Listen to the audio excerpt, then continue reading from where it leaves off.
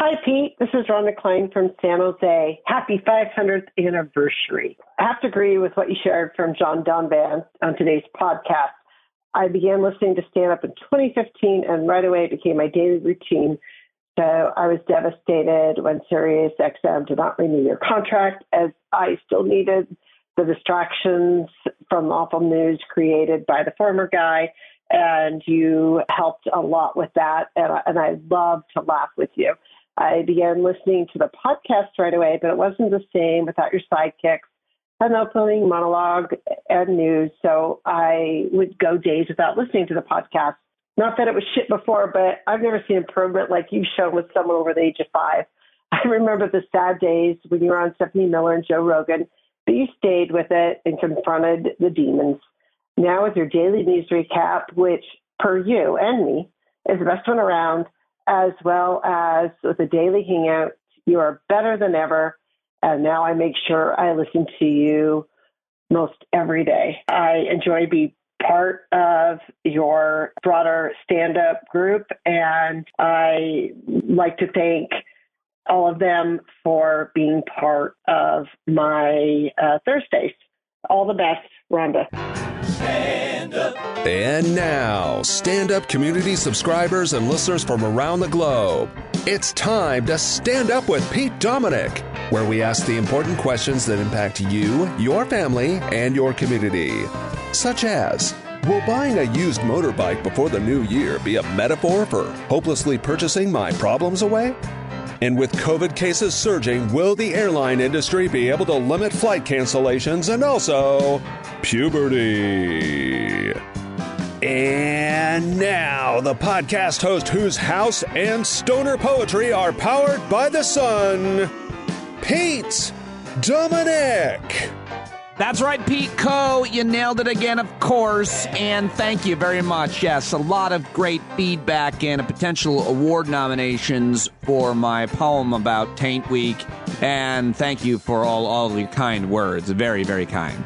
It's just been flooding in. I've overwhelmed with compliments, and my ego is I may be writing more poetry is all I'm trying to tell you, folks. Get ready. Strap in for another limerick or two, maybe a haiku. Wait, did I just do it again? I am really a wordsmith and quite the MC. All right, sorry about that. Thank you also to Rhonda Klein for your very, very kind message. I love you, and you're such a cool human being, and we're psyched to have you as part of our community, too. Speaking of which, tomorrow night we will hang out. We do it every Thursday night. Welcome to several new subscribers to the show in the past couple of weeks, including Matt Smith, who signed up for a $5 subscription. Edgar Borchardt signed up for a $5 subscription. George did as well, a guy named George. Rachel Spitz is now a part of our community and a supporter of the program, as is Michael Barefoot, both for $5. Thank you, guys. Zane Johnson. Look at these cool names. Such a diverse and original, unique group of people. Also signed up for $5. Frank Schaefer signed up for $10. What's this? Frank, welcome aboard. As did Nicole Ta. She is spending $10 a month to support this podcast. So did Rosemary Hunt, $5.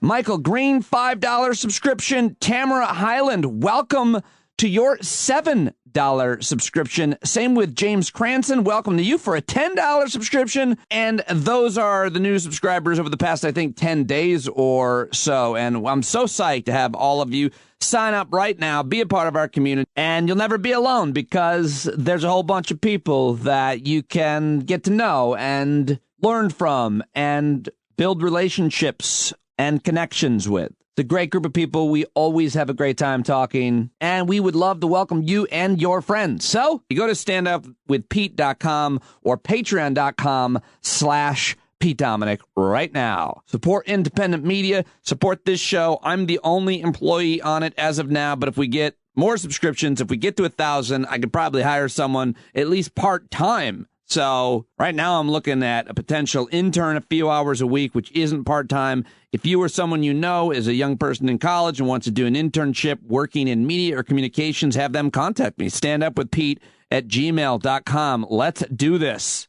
Joining me on the show today, two heavyweights, two highly respected in their field people, two great friends of mine and the show, Dr. Christina Greer of Fordham University and not Dr. Barry Ritholtz of Redholtz Wealth Management. They are my guests, but before that, I do have a great news segment for you. Lots to talk about, so let's get to it. Time for the last 24.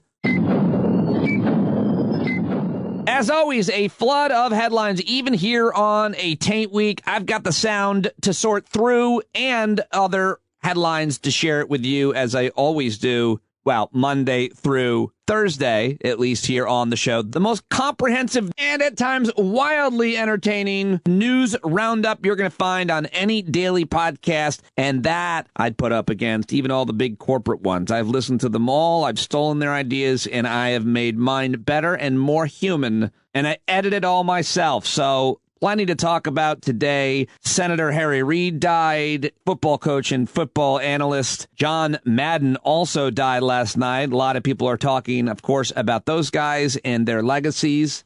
But most of the sound I brought to today's show is related to the new CDC rules and COVID. I reached out to Peter Hotez for hopefully tomorrow's show, but he has just put out his vaccine that he's been developing with his colleagues at Baylor. So there's a lot to talk about in today's COVID news. Yeah, because yesterday in America, well, I should say the world, the headline of Bloomberg, global COVID-19 cases hit a daily record on Monday, and I guess topped it on Tuesday, disrupting the holiday season a year after vaccines first started rolling out and 2 years after the emergence of the virus that many hoped would be fleeting.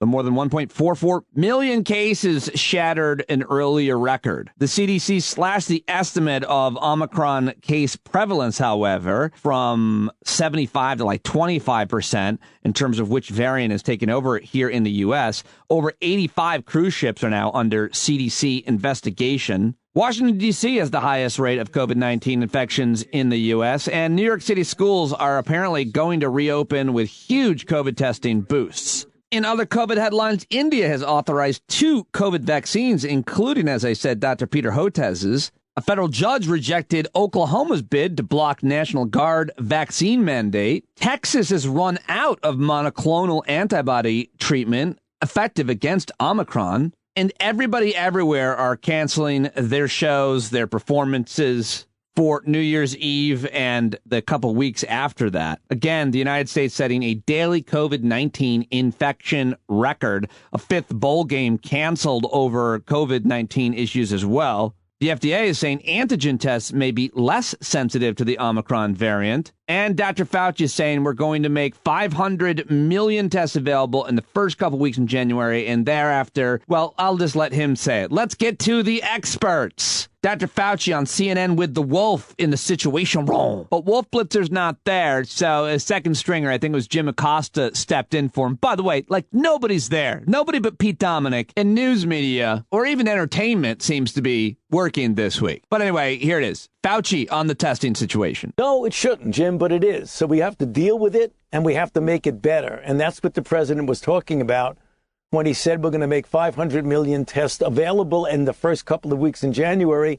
And thereafter, there will be available 200 to 500 million tests per month in the succeeding months, as well as operating maybe 10,000 testing centers, having an online situation where you can order online and have tests delivered to you. That's going to significantly improve as we get into January and subsequent time. It would be great if we had it right now, but unfortunately we don't. All right, so that's the testing situation, which we have to be better about. Obviously, those criticisms, I think, are accurate for sure.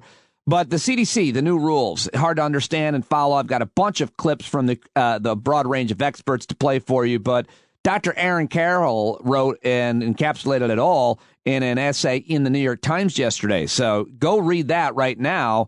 I'll share it in the show links if I remember, but just look up Aaron Carroll's Twitter or Google him in the New York Times. It's titled, "The CDC has new COVID guidelines. This is what it got wrong." Aaron writes that for nearly 2 years, American officials have changed recommendations on how to manage the coronavirus. On Monday, we got one of the biggest shifts yet. Infected people who had long been told to isolate for at least 10 days now have to isolate for only 5 days if they feel fine, regardless of vaccination status. On one level, this decision by the CDC is a welcome nod to science and practicality because many people aren't infectious for such a long period. But the change doesn't grapple effectively with the reality that the fully vaccinated and boosted and the unvaccinated are living in two different worlds. The CDC guidelines still rely on a mostly one-size-fits-all approach and ignore the use of antigen testing to make distinctions between the relative safety and danger of both groups. He goes on to say that when the pandemic began, there were no vaccines, so we all lived in a world where everyone was at the same high risk. The CDC then recommended, therefore, that people who became infected shelter in place for 10 days because evidence pointed to the fact that they could be infectious for quite some time.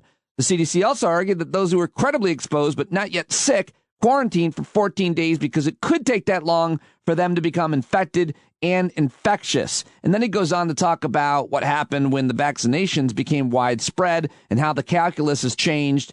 And that is where we are right now. And that is why we can travel and live a little differently if we are fully vaccinated.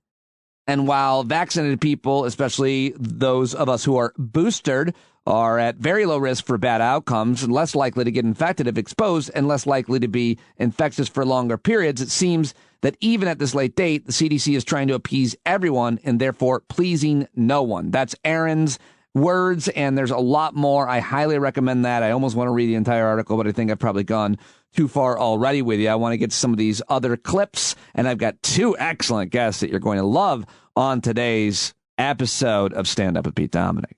All right, let's go back to CNN, where Phil Mattingly was in the chair talking to Dr. Leanna Wen, who's always really good. And they're talking about this report that corrected which variant is dominant right now. And of course, why that really matters. He just announced the number of new cases caused by Omicron was less than 60% last week.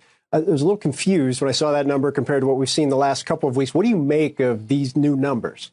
Yeah, it's really confusing what's happened here. And I'm going to spell this all out and try to sort of go slowly. So the CDC every week puts out reports, all the new cases out there, X% are Delta, Y% are Omicron, et cetera. They've been doing this throughout the pandemic. So CDC previously said that the week of December 11th through 18th, they previously said that new cases were 73% Omicron. And everyone was like, wow, that got very big very quickly. Now they're saying, we're revising that estimate. We think it's actually 23%. That is obviously a gigantic difference. And they say the week of December 19th through 25th was 59%. So Omicron does not seem to be spreading quite as quickly. Delta is still holding its own. How did this happen?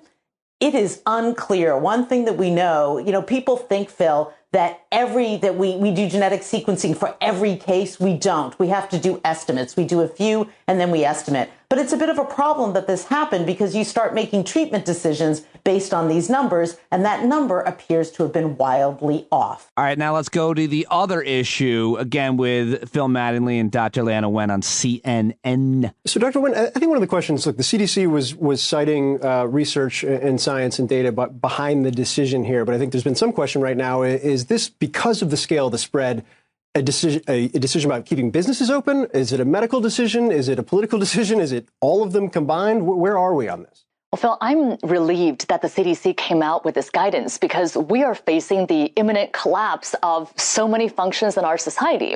We already are about to surpass the peak of COVID cases last winter. And by the way, we are vastly undercounting rather, because people are unable to get tests. And also rapid tests are not being reported to public health authorities. We could very well get to the point of having 1 million new COVID infections every day. When we're at that kind of level, you can't keep people out for 10 days in isolation because we're not going to have police officers. We're not going to have firefighters. We're not going to have food service workers. We're just not going to have a functioning society. And so I'm relieved that the CDC came to this decision. It is based on the science as well. Although I will say, ideally, what we really want is to have a test in order to exit isolation to make sure that you're no longer infectious. But as we know, there aren't enough tests. And so I think this is the best of both worlds, if you will, that it is really a practical decision based on science, but ultimately driven by practicalities, because that's what public health is about. It's about meeting the realities on the ground. It's not about aiming for perfect. It's recognizing that we are in an imperfect and pretty dire situation. And this is the reason why we have to shorten that isolation period. Now let's go back to CNN, where Dr. Fauci was on the 9 o'clock hour, Chris Cuomo's old hour, with Michael Smerconish, who some people say I look like, but I don't.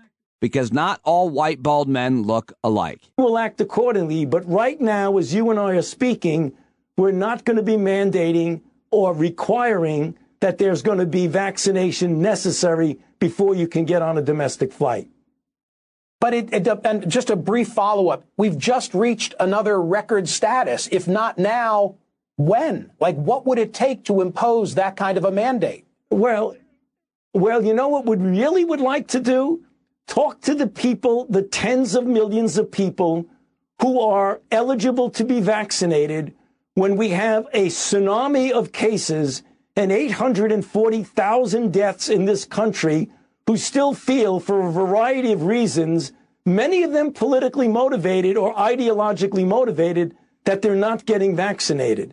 That's what we should be discussing. Well, a lot of folks are very cynical about this, thinking that this is all about work, this is all about money, this is all about protecting profits and not people.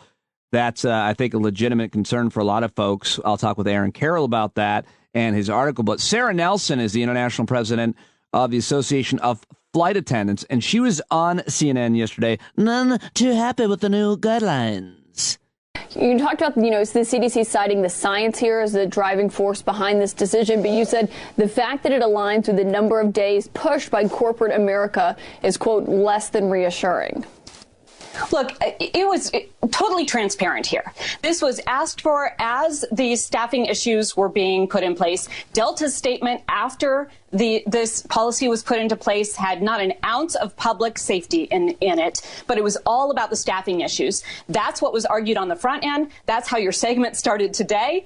And that is the quick response from CDC in the middle of this holiday season to try to address that, rather than be focused on public health policy. Okay, and of course, a lot more folks are really upset about that in terms of, I think, representing labor. But I still don't quite have my head wrapped around it well enough to know what my opinion is on these new CDC rules. I'm still trying to figure it out. Would love to know what you think. Here is a different question or issue regarding COVID news. This is Nicole Wallace on MSNBC talking to Dr. Ajeesh Shah about how our lives have changed and different, and how living with a vaccine is different than living without one. But I just want your thoughts on that Washington Post examination of the toll on everyone's mental health that the pandemic is taking. Yeah, it's a great article, and it's a profound issue at this moment. This is the second holiday season. Holiday season particularly brings these issues out when we can't spend time with our family and friends in the same way that we used to before the pandemic. And I think that's why people are feeling it particularly acutely right now. This has also got to factor into our decision making about what's reasonable to expect and want people to do as we go through the third year of this pandemic. The idea that we can ask people to behave in exactly the way we did in March of 2020 is also unreasonable. I think people don't have it in them. And the good news is we don't have to. We do have new tools. But the bottom line here is we've got to take this collective trauma into account as we think about how we're going to manage the rest of this pandemic. What, Dr. Shah, should we be doing? I mean, it feels like we have never had a vocabulary or a fluency for dealing with mental health in this country. There's a stigma. There's a lack of resources. There's a lack of ability to help a loved one if they don't want to help themselves. What should we be doing? What does that effort look like if we all agree it's a national problem? It is, yeah. So it is a national problem. And I think the first thing we can do is start normalizing it, talking about it more openly. I think what you're doing on this show is really helpful. We've got to bring it out of the shadows. That's sort of number one. Number two is we have got to figure out how to get more people access to mental health services.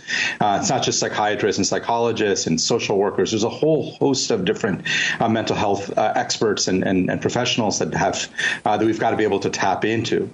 And I think third, but certainly not least here, is we've got to have a national conversation about the trade-offs we're willing to make as a country, how much we can continue with isolation, what the cost of that is, and how we mitigate the worst effects of the pandemic while allowing more and more people to get back to their lives that are so important. It's not just about being alive, but it's also about doing the things that matter to us. All right, Dr. Ashish Shah on MSNBC with Nicole Wallace. And you know who else joined her? The Chief of Staff, President Biden, who I from time to time DM. Yeah, we follow each other on Twitter. No big deal. It's just Ron Klain. He was on with Nicole Wallace begging people to get boosted. The most important thing I can say to your audience, Nicole, to every American is, as we announced right after Thanksgiving, it's important for everyone to get that booster shot if they're eligible for that booster shot. That is the best defense we have against Omicron making you sick. There are people testing positive. There are people with both vaccinations and the booster testing positive. But very, very, very, very few of those people are winding up with serious illnesses or winding up with serious consequences because they have the vaccination and the booster. So I think that's the most important message I could get across today. Yes, that's the most important message I could get across as well. Thank you, Ron Klain, signing Ava up for her booster shot. She's almost 17, got it at the end of June, and then I'll get Julia in line as well. Now let's get to another clip that I thought was just interesting. I wanted to play for you. My old friend Poppy Harlow back over at CNN filling in, and I just thought this was great because Dr. Jonathan Reiner, who's a CNN medical analyst, took on Senator Ron Johnson's stupidity. The senator from Wisconsin took him to task brutally on Tuesday for the comments he made on Fox News about the safety and effectiveness of COVID-19 vaccines. Dr. Reiner, in the past, Republican Senator Ron Johnson has claimed thousands of deaths have been connected to the COVID vaccine and that mouthwash could kill the virus, both completely false. Here's what he said last night on Fox while discussing a potential vaccine mandate for domestic air travel. We all hoped and prayed the vaccines would be 100% effective, 100% safe, but they're not. We now know that fully vaccinated individuals can catch COVID. They can transmit COVID. So what's the point? They are safe. What do you say to him? Well, I'd say that he's so misguided that it makes me wonder whether this is all just an act. And if it is an act, what does that say about what he thinks his constituents want to hear? Let me just say that vaccines will, let me state this a different way. The only people dying essentially now from this virus are the unvaccinated. And the vast majority of people being hospitalized in this country are the unvaccinated. And his propagation of this nonsense that somehow vaccines don't work and are unsafe is the reason why so many of his constituents are becoming hospitalized and are dying. And if this is not an act, then he is just the most ignorant man in the United States Senate. And that says a lot. Yeah, that does say a lot. You said a lot. Dr. Jonathan Reiner taking no prisoners on CNN. Good stuff. And that is a ton load of COVID news. So I've got basically 3 more clips to play for you. First of all, I just wanted to play this for you because this is just perfect framing from Stacey Abrams about how she plans to navigate the new Georgia voting restrictions in her 2022 gubernatorial campaign.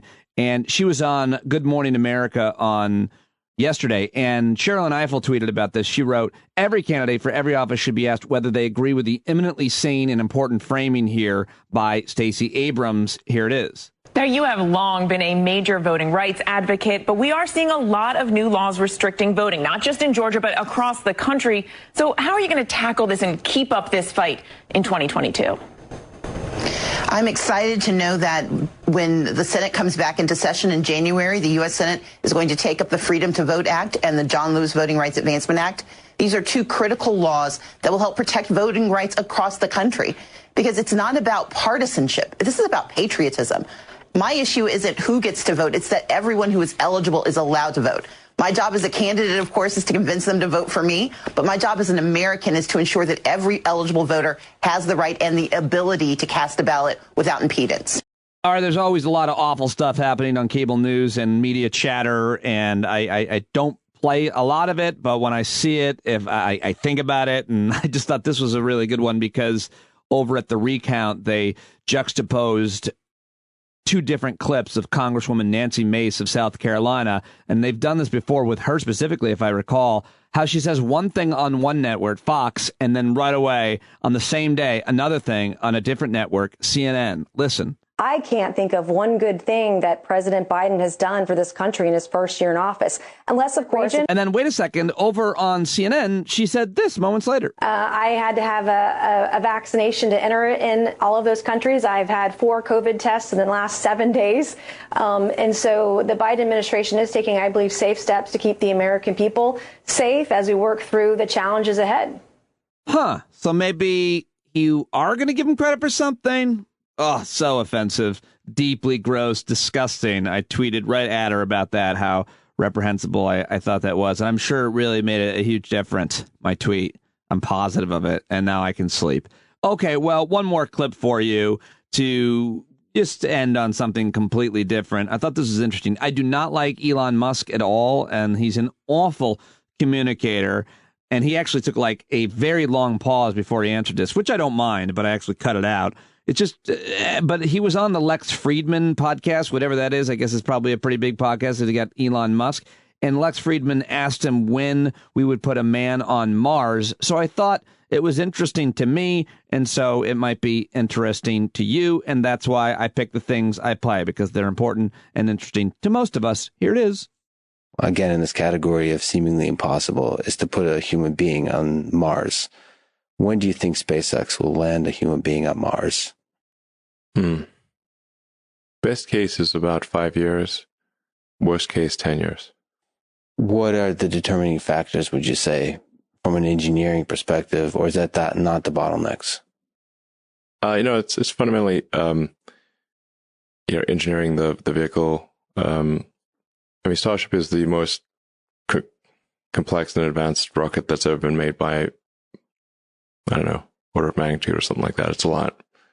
It's really next level. So, and the fundamental optimization of Starship is minimizing cost per ton to orbit and ultimately cost per ton to the surface of Mars. This may seem like a mercantile objective, but it is actually the thing that needs to be optimized. There is a certain cost per ton to the surface of Mars where we can afford to establish a self-sustaining city. And then above that, we cannot afford to do it. So right now, you couldn't fly to Mars for $1 trillion. No amount of money could get you a ticket to Mars. So we need to get that above, to get that like something that is actually possible at all. But that's we don't just want to have, with Mars flags and footprints and then not come back for a half century like we did with the moon. In order to pass a very important great filter, I think we need to be a multi-planet species. This may sound somewhat esoteric to a lot of people, but eventually, given enough time, that's something the Earth is likely to experience some calamity. That could be something that humans do to themselves, or an external event like happened to the dinosaurs. Eventually, and if none of that happens, and somehow magically we keep going, then the sun is gradually expanding, and will engulf the Earth, and probably Earth gets too hot for life in about 500 million years. It's a long time, but that's only 10% longer than Earth has been around. And so if you think about the current situation, it's really remarkable, and kind of hard to believe, but Earth's been around 4.5 billion years, and this is the first time in 4.5 billion years that it's been possible to extend life beyond Earth. And that window of opportunity may be open for a long time, and I hope it is, but it also may be open for a short time. And we should, I think it was wise for us to act quickly while the window is open, just in case it closes. Like I said, I'm not an Elon Musk fan. I'd rather hear somebody else explain that, like Buzz Aldrin, wink, wink. But I thought that was interesting, and so I decided to share it with you here. All right, now finally, time to get to all of the rest of the headlines. Less context, no sound, rapid fire style. That's why we call it the News Dump. Pete Coe with a brand new original jingle. New Zealand klepto cat owners in a huff made off with someone's bong for today's news dump. Oh my God, what a terrible story. From The Guardian, New Zealand pet steals bong, bag of white powder, and lacy underwear. Keith the cat is known locally for making off with everything from live eels to tradesmen's boots. Oh my goodness. Pete Coe has written a whole jingle about it. I'm sure he'll tweet about it as well. So check him out at Pete Coe VO on Twitter. Always great to have his amazing, almost entirely daily contributions. If you want to contribute something to the show in any kind of way, just send it along. standupwithpete@gmail.com. Follow Pete's lead. Okay. What else do I have for you in today's news dump?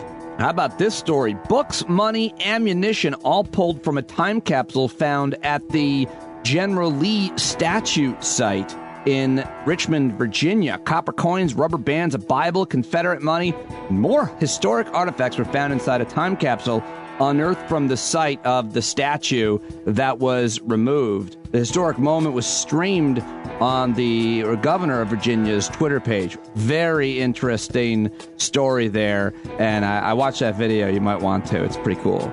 Conspiracy theory, hate monger, and one of the worst human alive, Alex Jones' wife, now has been arrested for allegedly beating him over 20 times on Christmas Eve. Sounds like a really healthy relationship. I'm super surprised about it. But police took his wife into custody Friday night after she allegedly struck her husband over the head 20 times, according to the Daily Beast. Alex Jones apparently told the Associated Press, I love my wife. It's a private matter. And it appears to be some kind of medication imbalance. Also, it could have been being married to Alex Jones. All right, what else can I tell you here in the news dump? The judge in the Ghislaine, how do you say her name? Maxwell case has extended jury deliberations due to Omicron concerns. The Elizabeth Holmes jury finished a 5th day of deliberations. And Typhoon Lagoon Water Park has reopened at Walt Disney World in Florida after an almost 2-year hiatus. I wanted to report that exciting news to you because I love Typhoon Lagoon, and I'm being serious. 20 people were injured after a bus veered off a highway in Utah, which has got to be terrifying. The U.S. Food and Drug Administration is warning consumers to keep an eye on the veggies in their fridge for a potential Listeria contamination. Oh, great. Dole Fresh Vegetables Incorporated voluntarily recalling from the market all Dole-branded and private label packaged salads processed at facilities in Bessemer City, North Carolina, and Yuma, Arizona, according to the FDA. So if you got any Dole-branded garden salad from those two facilities, then you might want to, definitely toss it out. You don't want it that bad because they found samples of Listeria in it. And so you're welcome, because you would have not known that if you weren't listening to today's podcast and news dump. I mean, you probably could have found out from any number of several other outlets, but you're welcome. A dam has broken and threatened terrible flooding in Brazil. Russian court has ordered the shutdown of a rights group. There was a horrible shooting in Denver where 5 people were killed when a man apparently with extremist views and a history of psychiatric episodes fired on these folks, apparently knowing some of the victims. Colorado Sun reports that 4 of the 5 people killed or either worked at tattoo parlors or were killed near tattoo parlors. A horrible situation unfolding in Denver yesterday. And in Israel, that country suffered its deadliest wildlife disaster ever. At least 5,000 cranes, the birds, were found dead in a bird flu outbreak in northern Israel. Killed at least 5,200 migratory cranes and forced farmers to slaughter hundreds of thousands of chickens as authorities try to contain what they say is the deadliest wildlife disaster in Israelis' history. And the Amazon Alexa apparently has been reported to telling a young girl to do something dangerous. Apparently the girl asked a question and they asked Amazon to suggest a challenge, and Alexa told her to touch a penny to the exposed prongs in an electric outlet. Yeah, several news outlets are reporting this story, so be careful with your Alexa around young kids or stupid people. I'm hearing that after a year-long pause, the flu, the good old flu, making a comeback. Flu season is here. Hospitalizations on the rise. Get your flu shots. It's not too late. I got mine. You should get yours. Sorry for shoulding you, but I'm just saying, definitely get it and protect yourself from hopefully the worst, the bad effects. And LAPD has released a video in that fatal shooting at a store, a Burlington store in California, where a young girl, 14-year-old girl, was shot and killed. I watched the whole video. It's like 30 minutes. It's very, very upsetting, of course. I don't know what I was thinking watching it, but very important story to follow what happened with, my opinion is it's absolutely insane that they even had their guns out when the suspect wasn't reported to be armed with the guns. He was beating the hell out of a poor woman with a bike lock, but they could have killed him or restrained him with all kinds of non-lethal weapons. Like 40 cops in there, and they shot a whole bunch of rounds, went through the dressing room, and tragically killed this 14-year-old girl who it's too hard to even talk about. I can't end the news dump on that. So the S&P 500 hit a new high after the return from the holiday. So if you got money invested in markets, I guess that's good for you. And a Virginia road has been closed due to sleeping bears. And there is your news dump jingle for tomorrow, Pico. Officials in Virginia closed the road in a Chesapeake neighborhood after a mother bear and 3 cubs were spotted napping in a tree. They say black bears can be unpredictable, especially when mothers have cubs. And so, yeah, they decided they would close the road down, close off the area while the bears took their naps. And I cannot wait to hear what Pete Coe comes up with that. If anybody wants to help him write it, he's always open to that. So if you've got a bear napping jingle, then send it over to Pete Coe. Or just tweet him at PeteCoVO. That is today's news dump. Now it's time to get to both of my excellent guests. I had great, long, thoughtful conversations with both Barry Ritholtz and Dr. Christina Greer. But I do want to remind you, just have a couple more days to make your charitable donations, and the best place to do that is GiveWell, givewell.org/standup. If you donate now, GiveWell will match your donation up to $250 if you've never donated. And so go, because this is an awesome organization. When you give to charity, you want to know how much impact your donation is going to have. And that's obviously a hard question, if not impossible to know. Most charities can't tell you how your money's going to be used or how much good it's going to accomplish. And, you might know it is going to theoretically help a cause, but how? More importantly, how much? If you want to help people living in poverty with evidence-backed, high-impact charities, I highly recommend you check out GiveWell, givewell.org/standup.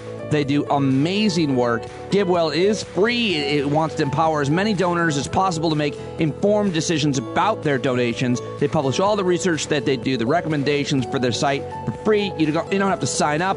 They allocate your tax-deductible donation to whatever charity you choose without taking a cut. This is the week to do it. If you haven't done it yet, I know a lot of folks have reached out to me and said they have, and that is awesome, because I really always hope to raise as much money as we can for this amazing organization. So go now, right now, givewell.org/standup and make a donation. Okay, let's get to my guest, shall we? Coming up, the great Barry Redholtz. We had a great conversation. We talked about cryptocurrency for, I think, the first time, NFTs for the first time, and a whole bunch of other stories that he's been writing about at his blog. And we also just bullshitted, as we do.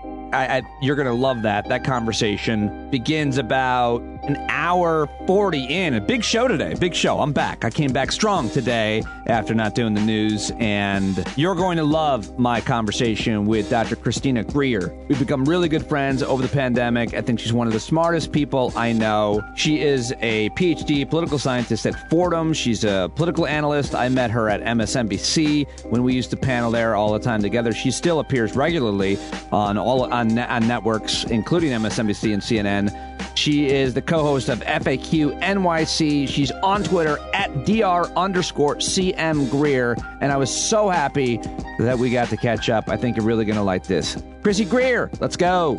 Okay, here she is, one of my all-time favorite people and someone I wish I could talk to each and every day. But She has a life, so whenever she's available, and right now, unfortunately, she's too available because your trip got canceled, and I want to start there, if you don't mind. Dr. Christina Greer, welcome back. Thank you for joining me. Hi, Pete. One of my favorites.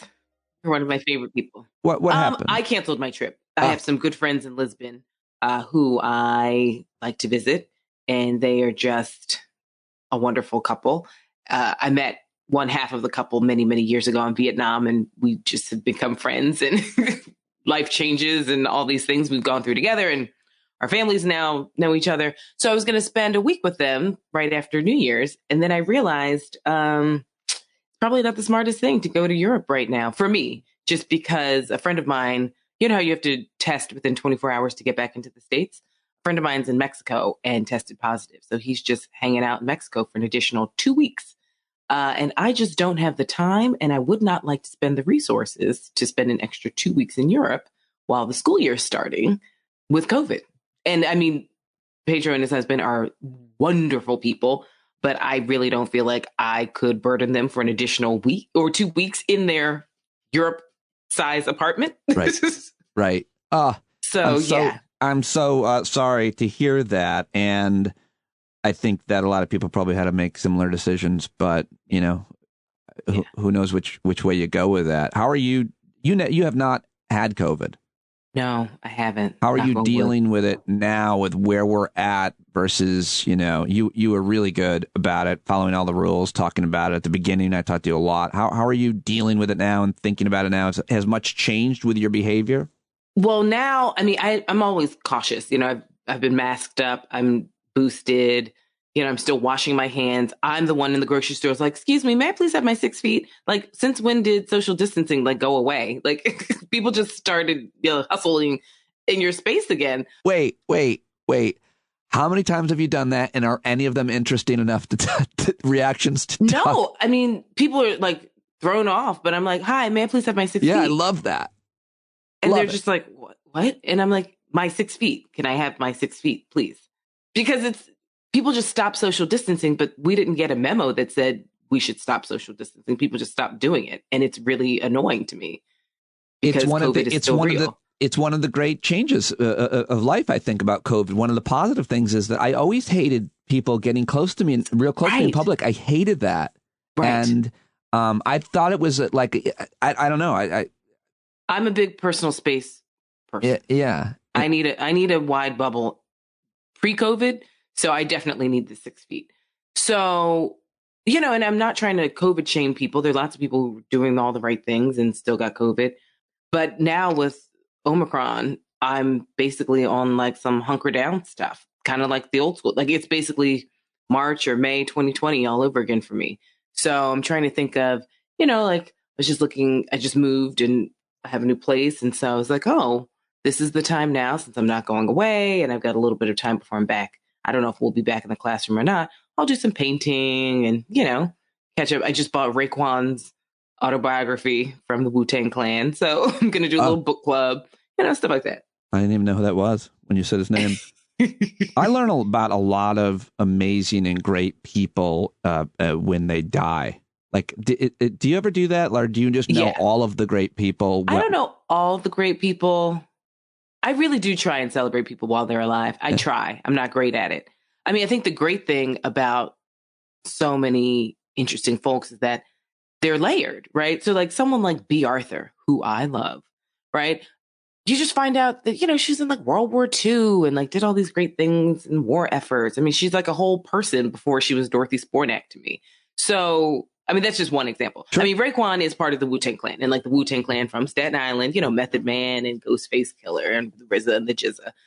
And so I actually find these hip hop autobiographies fascinating. Like even for people who I don't really listen to their music, like Luther Campbell's autobiography, I might even teach in my urban politics class. I've been thinking about it for years. It's so brilliant. It's basically like a reflection on Miami and race and immigration and class. Because he's from, I mean, most of these rappers are from like upper middle class families. Really? Yes. And there's a disproportionate number of them whose mothers are PhDs and professors, which I find fascinating. Yeah, I mean, some of them, I think you kind of expect that, and some of them you don't. I just learned about DMX. I just read his Yeah. You know, his was a tragic character story. I mean, like, his life sort of mirrored more of like a Mike Tyson, where it's just like, despite the odds, you are this brilliant, prolific person. But yeah, like Biggie's mother was an educator, you know, first generation immigrant. Tupac's mother was an activist, you know, Kanye's mother, a professor, Common's mom, a professor, you know, Ice Cube went to some fancy private school in LA. Method Man went to some like really good, you know, school in Long Island. Have you heard his commentary on lacrosse? Like, I was a lacrosse goalie. Method Man on the lacrosse channel is brilliant. Like, his like intellectual IQ of the lacrosse game, it's phenomenal. That's wild. That is like blowing my mind right now. Yeah. And also, did I know that you played lacrosse? I was a lacrosse goalie. I was a lacrosse goalie too. I was a lacrosse goalie as well. Yeah. And I like being the goalie. And when we lost, I never felt guilty because I was like, hey, guess what? It went through all of y'all to get to me. So I'm the last stop. So like, no, I don't feel badly that we lost. Oh, that's on you. Why did you want to be the goalie? I like to psychologically profile people based on their position they choose. I like sprinting. I'm a fast or was, let me use past tense. I'm over 40. But you know, I hated long distance. I was never good. Like when they're like, run a mile, I'm like, nope. Can I just sprint the equivalent of a mile? And they're like, no, like just back and forth. I like the vantage point. I like the fact that, you know, sometimes you are the last stop. I think it is about speed and sort of a mental calculation. Like, you have to observe people. And as a chatty Cathy like me, and, you know, you're a comedian, you know, like 90% of being a comedian is observation. Just the last little part is the chatty part. So it's, you know, you get to kind of have a sociological experiment and like monitor people throughout a game before they kind of come to you. That is a way different explanation and more complex than mine. And I also could do that, what you just described, from the bench, which is where I mostly stood anyway. And I did do that, but I mean, I was not in the game. So it was a lot less pressure to really do profile people. And like, trust and believe, I didn't play in college. I barely played in high school. Like, it was just, I like the game. And my nieces, both of my nieces are soccer goalies. Oh, wow. So like, clearly we like being goalies. Interesting. It's an interesting position to choose for you know, any sport that has a goalie for several reasons. It's a lot of pressure, a lot of attention, and a disproportionate amount of blame often. You sent, which I refuse to take. Yeah, no, that's smart. What's also smart and funny. I mean, that's like stand-up material right there. Like, it got through. The kicker, I think, could probably say that too. It wouldn't have come down to my kick if you would have. Yeah, exactly. Yeah. Like, don't put this on me, Ricky Bobby. That's on you guys. You messed up. And so now this girl's in my face and I'm the last stop. So I can stop as much as I can, but I can't stop it all. You sent, I am fortunate enough to be on this email list of yours, apparently, where you sent like a look back at 2021. And it's a document that you have, I guess, created or added to over the years. What is this? Because, I mean, how do we describe this to listeners? Because I am really enjoying it, and I greatly appreciate you including me on it and sending it to me. So someone sent this to me about 17 years ago, and I filled it out on a whim. And some years it takes a really long time to fill it out, and other years I can just like whiz through. I try and do it at least like the first week of January, just so I can jog my memory. And that's the whole point of the worksheet. Sometimes you'll have to pull out a calendar to really help you remember certain things. And obviously in COVID, because everything's sort of run together, you might definitely have to pull out a calendar. But so let me just describe the worksheet to your listeners. So can we publish this? Is this private? I don't know. I mean, you can feel free to post it. It was sent to me via email, so I don't know if it's proprietary. It's literally, it just says a look back 2021. And every year I just change the dates. So it's just a template. I just change. So the first one I have is from like, you know, got it. 2002. Well, I'll share it for folks listening. I'll definitely share it with subscribers. I'll just steal it and make it a benefit because I don't know if I can share if it's some kind of material. Yeah, I have no idea. It's just a Word document that someone made, and I don't know who made it. I interrupted you with asking you permission while you're describing it. Sorry. No worries. So it just says evaluate the following areas of your life for the past year, A, B, C, D, or F. And because I'm a professor, I do subscribe to like A- or B+, you know, like sure. I give myself margins. And I find that I give myself a lot of like half grades.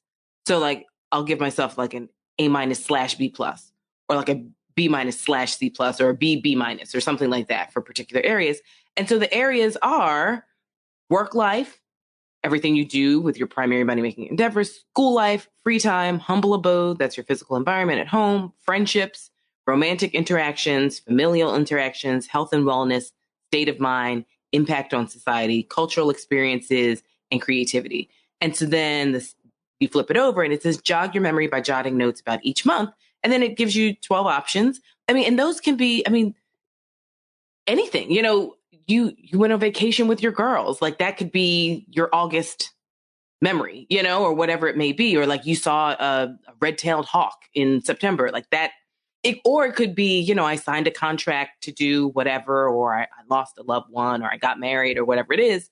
And then it says, looking back, what are you proud of from 2021? What do you wish you had done differently?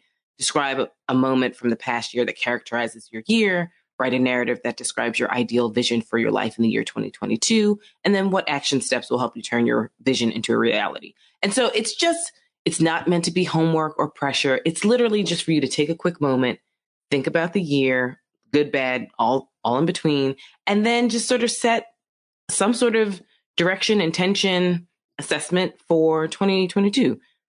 And we don't know, we never know what the future holds. I mean, everyone's like, with COVID, we have no idea. It's like, no, we never have any idea. So let's not give COVID more power than it has. Oh, yeah. We have no idea. Yeah.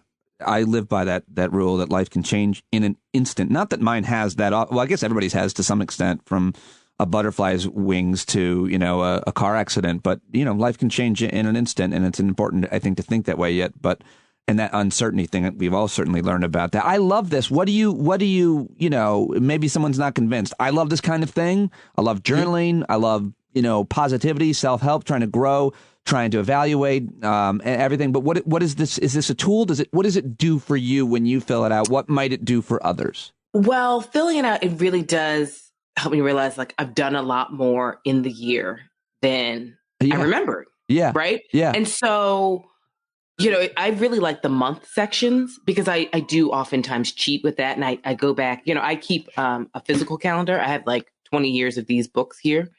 These like Moleskine monthly calendar books.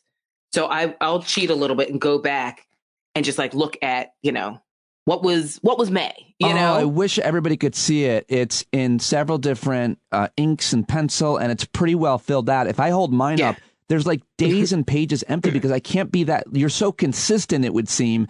And I desperately want to have that. Like I keep talking about, well, I have my whole life and I just can't be consistent. Mine has empty days and pages. Well, this thing is like my Bible. If I ever lost this thing, I would just be walking the streets of Brooklyn and it's like, where's Chrissy supposed to be? It's like, Chrissy doesn't know. I have no idea what I'm supposed to be doing. Like if it's not, because the thing is, if it's not written in the book, then it's not on my calendar. Yeah, I mean, look I'm holding up mine. I've got two now and my phone, and I've got one on the wall, and I still stink. I can't do the phone. I did it one time, and there was a glitch, and luckily I remembered the meeting, but my phone didn't remind me, and I was like, never again. Yeah. Never again. Yeah. And also, the practice of when you write things down, you secretly remember them. Like it's imprinted on your brain temporarily. Is it true? It would seem to be. That is true. And because it's still handwriting. And so like my daily things to-do list, I put on this. Like I have a lot to do because I just got back into town. But sometimes I'll put them in the book. And so having 20 years of these, it's like a journal. And then as stickers come across my desk, I have my voted sticker. Do you know Roy Wood Jr., the comedian? He's a personal friend. I adore him, like beyond. So like I went to his show kind of when I was feeling comfortable, in COVID times. Might be one of the best comedians of my generation. I did the New Faces at Montreal Comedy Festival with him. I was already friends with him, but that kind of like that's our class. You can look at like classes, within a few years. And he's by far, forget about like, success you can measure. Like he's just the funniest. He's so funny. It's really smart. Yeah, very smart. And this is why, we've talked about this before. I love hanging out with comedians because you all are you're observant. And I think as a professor, like I think I'm observant because I have to sort of monitor like how my students are feeling. Yeah. I'm associate chair of my department. I have to sort of keep an eye on how my my colleagues and my faculty are feeling. So there's like a level of observation that comedians have. There's an observation about the world that I really respect about you guys. Yeah, I don't know. You might be getting, I mean, I know you hang out with like Marina Franklin, and I don't know what other comedians, but you might be getting a special treatment because of who you are. Like, oh, she's a PhD and what, you got to step it up because like when and granted, my view is like, I don't know, when I hear you say I love hanging out with comedians, I'm like, I generally don't miss it because there were so many garbage type conversations and things happening. But hold on, let's not debate or discuss that because I want to go back to this document because I think it's so important to look back at 2021 thing that we're talking about, because as you evaluate these things, to me, it's more important like seeing these things as categories of your life, work, school, free time, your home, friendships, romantic interactions, familial interactions, health and wellness, state of mind, impact on society, cultural experiences, creativity. Like, I can't think of one to add. You've covered it all, and I'm trying to think. And I did not make this worksheet. I've just been doing it. I'm trying to find. You know what's not on there for you and me? It probably fits into one of these categories. Let me see what. Like, you and I have the nature thing, and like I think you already mentioned you could write that down, but.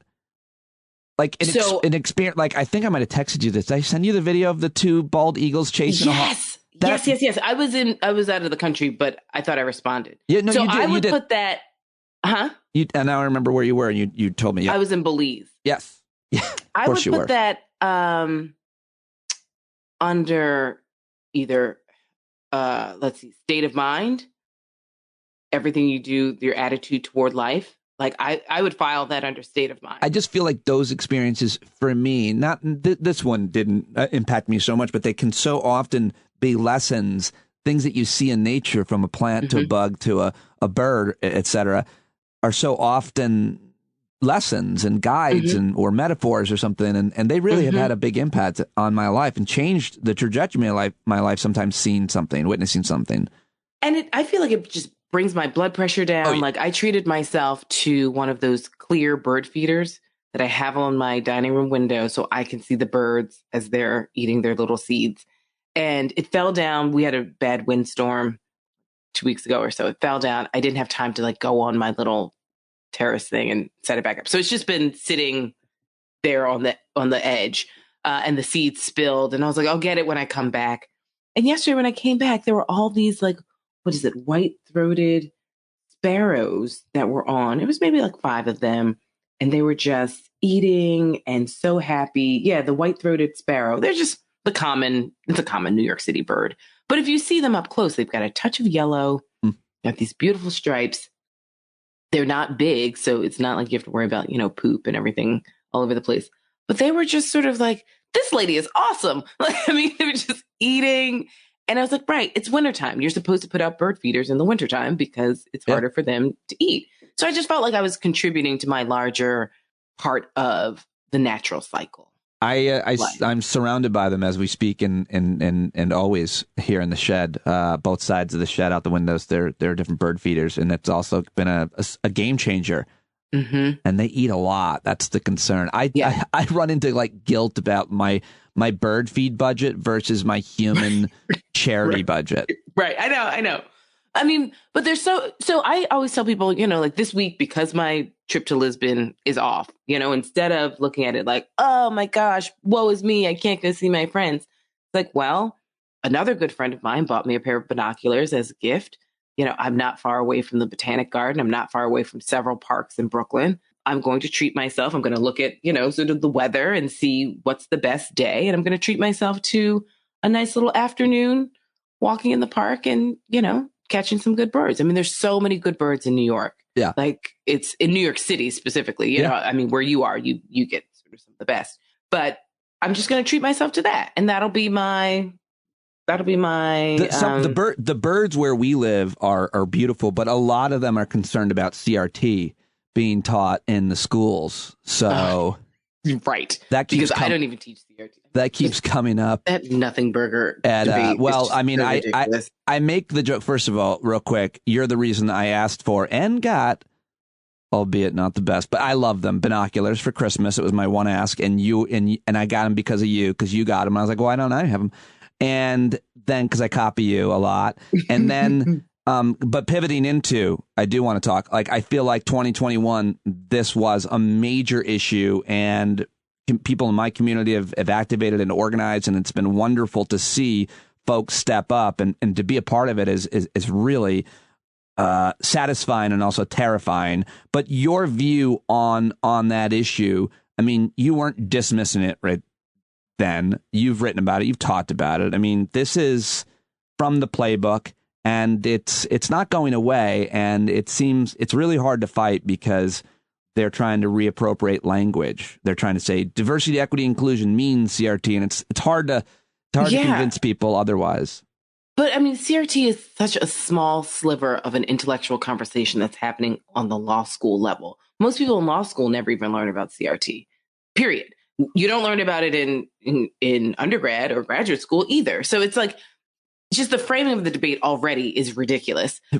I think the larger conversation is, we've never had an honest dialogue about what this country is, what she has done to several groups of people over time. We whitewash history. And so the fact that, let's just take Ruby Bridges, for instance. That was the conversation I was having with people online yesterday. It's just like, you shouldn't make my children learn about, white people aren't terrible. And it's like, well, if a 6-year-old could go to school with the federal government, federal guards assisting her because certain white individuals threatened her life, I think we should learn about that.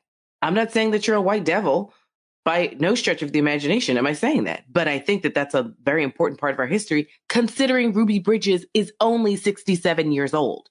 Like, this isn't some Harriet Tubman Sojourner Truth conversation. Like, my dad went to segregated schools. My dad integrated his high school in Miami, Florida. My mom only went to segregated schools her entire life.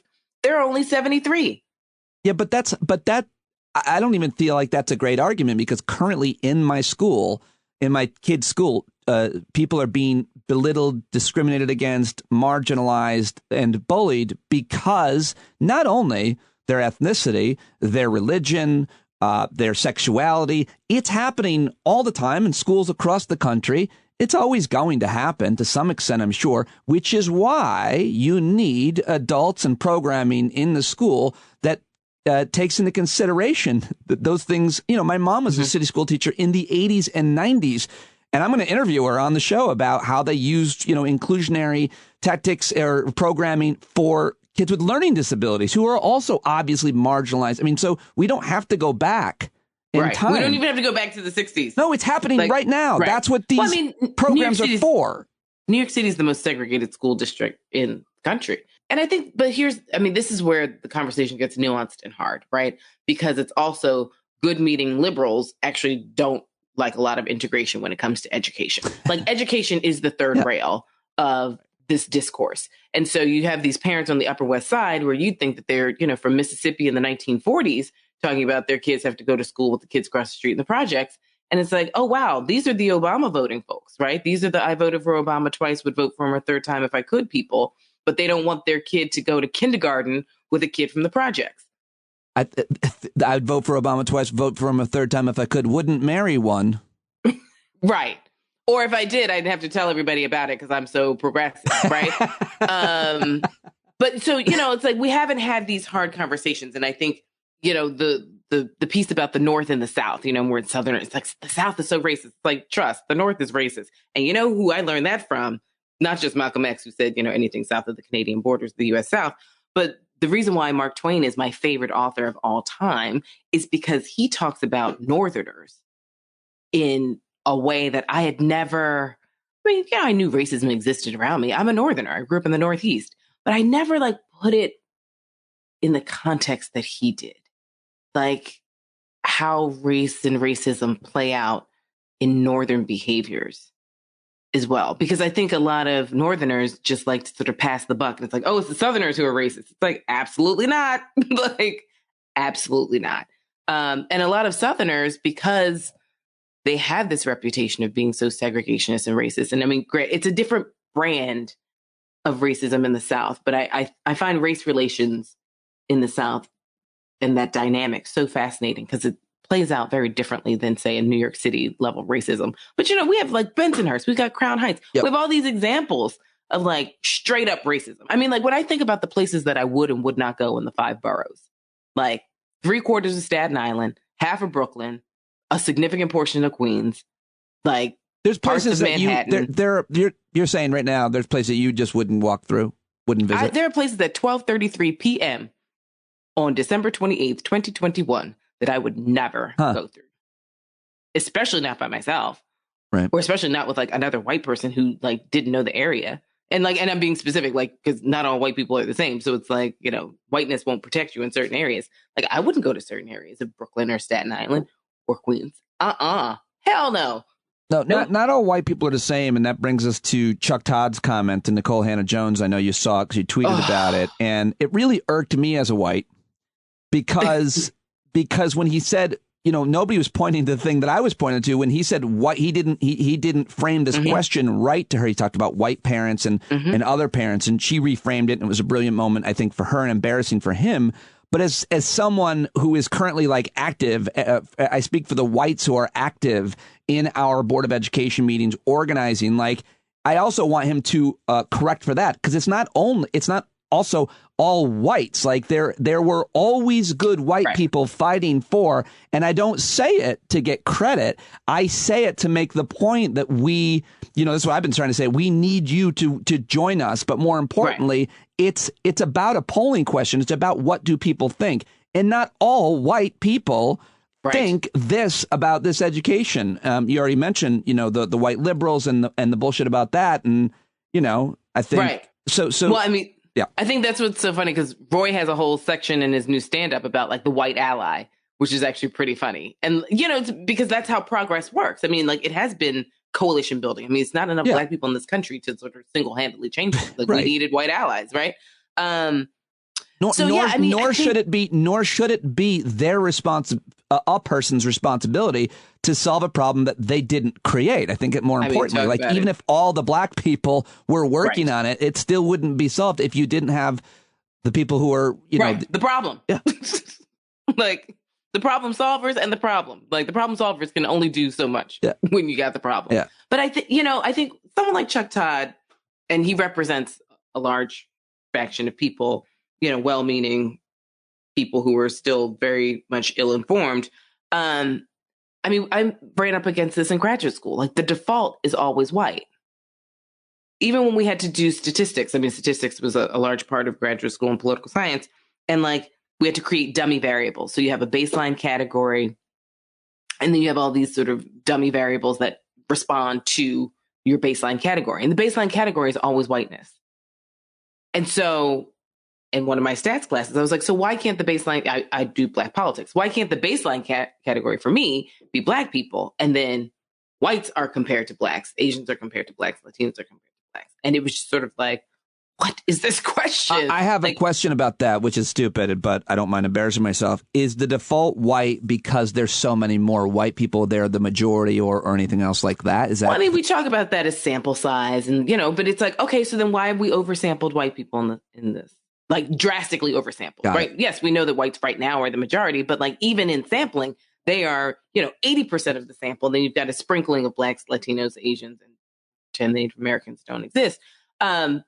So, when I was trying to work on the dissertation and like talking to various professors, and they're like, well, I would have all this interesting data about blacks and Caribbeans and Africans. And they're like, well, where are whites? And I was like, yeah, this is a story about black people and like how black people interact. So like black Americans are the baseline category, and I'm comparing them to Africans and Caribbeans. And the hurdles that I had to go over so that I could have a dissertation that was a conversation among black people. I was interested in like black opinions about other black people. Right. And it was like, but what do white people think? I was like, I don't care what we can ask them later. We ask them all the time what they think. We know white feelings, right? I want to know how black people feel about black immigrants. Also, you don't need to actually ask white people how they think. Right. You could just say hello. Right. We got it. We'll tell you. Yeah. That's I want to narrow in on one specific issue here, because I was actually, when I was getting ready to talk to you, of course, I go through all of your latest everything I can, including your Twitter timeline, and you I hadn't seen this story from the Associated Press reporter named Jason Deeren. I reached out to him after you shared it on Twitter, and hopefully I'm going to interview him later today, which would be fascinating because he has this story about an FBI agent who went undercover in the Klan for years.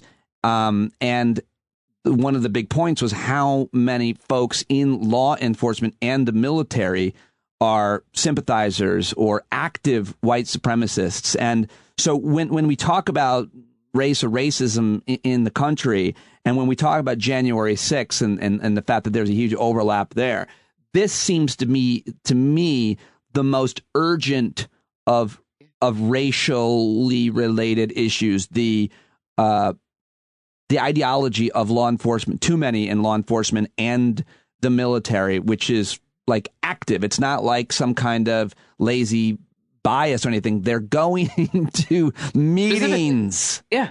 They're oath keepers. I mean, so I just wanted to ask you about how much we should be talking about that, how much we should be concerned about that, the reporting, the media on it. And, you know, it's not just black people killing cops. It gets so much of the focus as it should. It is so much more injustice and active planning within our government agencies, law enforcement agencies. Well, I think, one, we focus too much on individuals and on an institutional system. And so when I read that story, it's like, okay, this is a water is wet story. Most black people who are paying attention absolutely know that there is a disproportionate number. And I'm not saying all police officers, I'm not saying all correctional officers or military personnel, but we know that there's a disproportionate number of people who are sworn to serve and protect all citizens who are active members of white nationalist groups. And so we know that our incarcerated citizens have said time and time again that corrections officers have swastikas and that cross that indicates that you're a white supremacist, and, you know, pictures of like black babies being lynched on their tattoos, right? So that's one thing that incarcerated individuals have complained about consistently. We know that police officers time and time again are affiliated with these groups.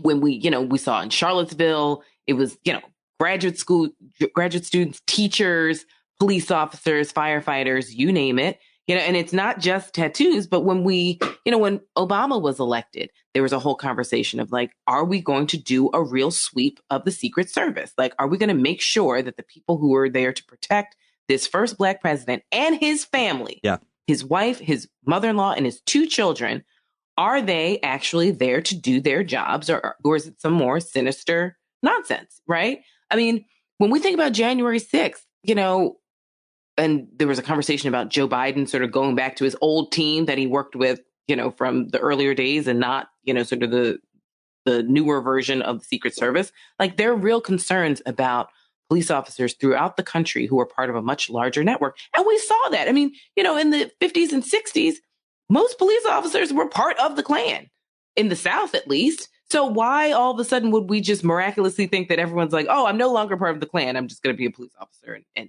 just disavow these beliefs? I mean, they come from somewhere.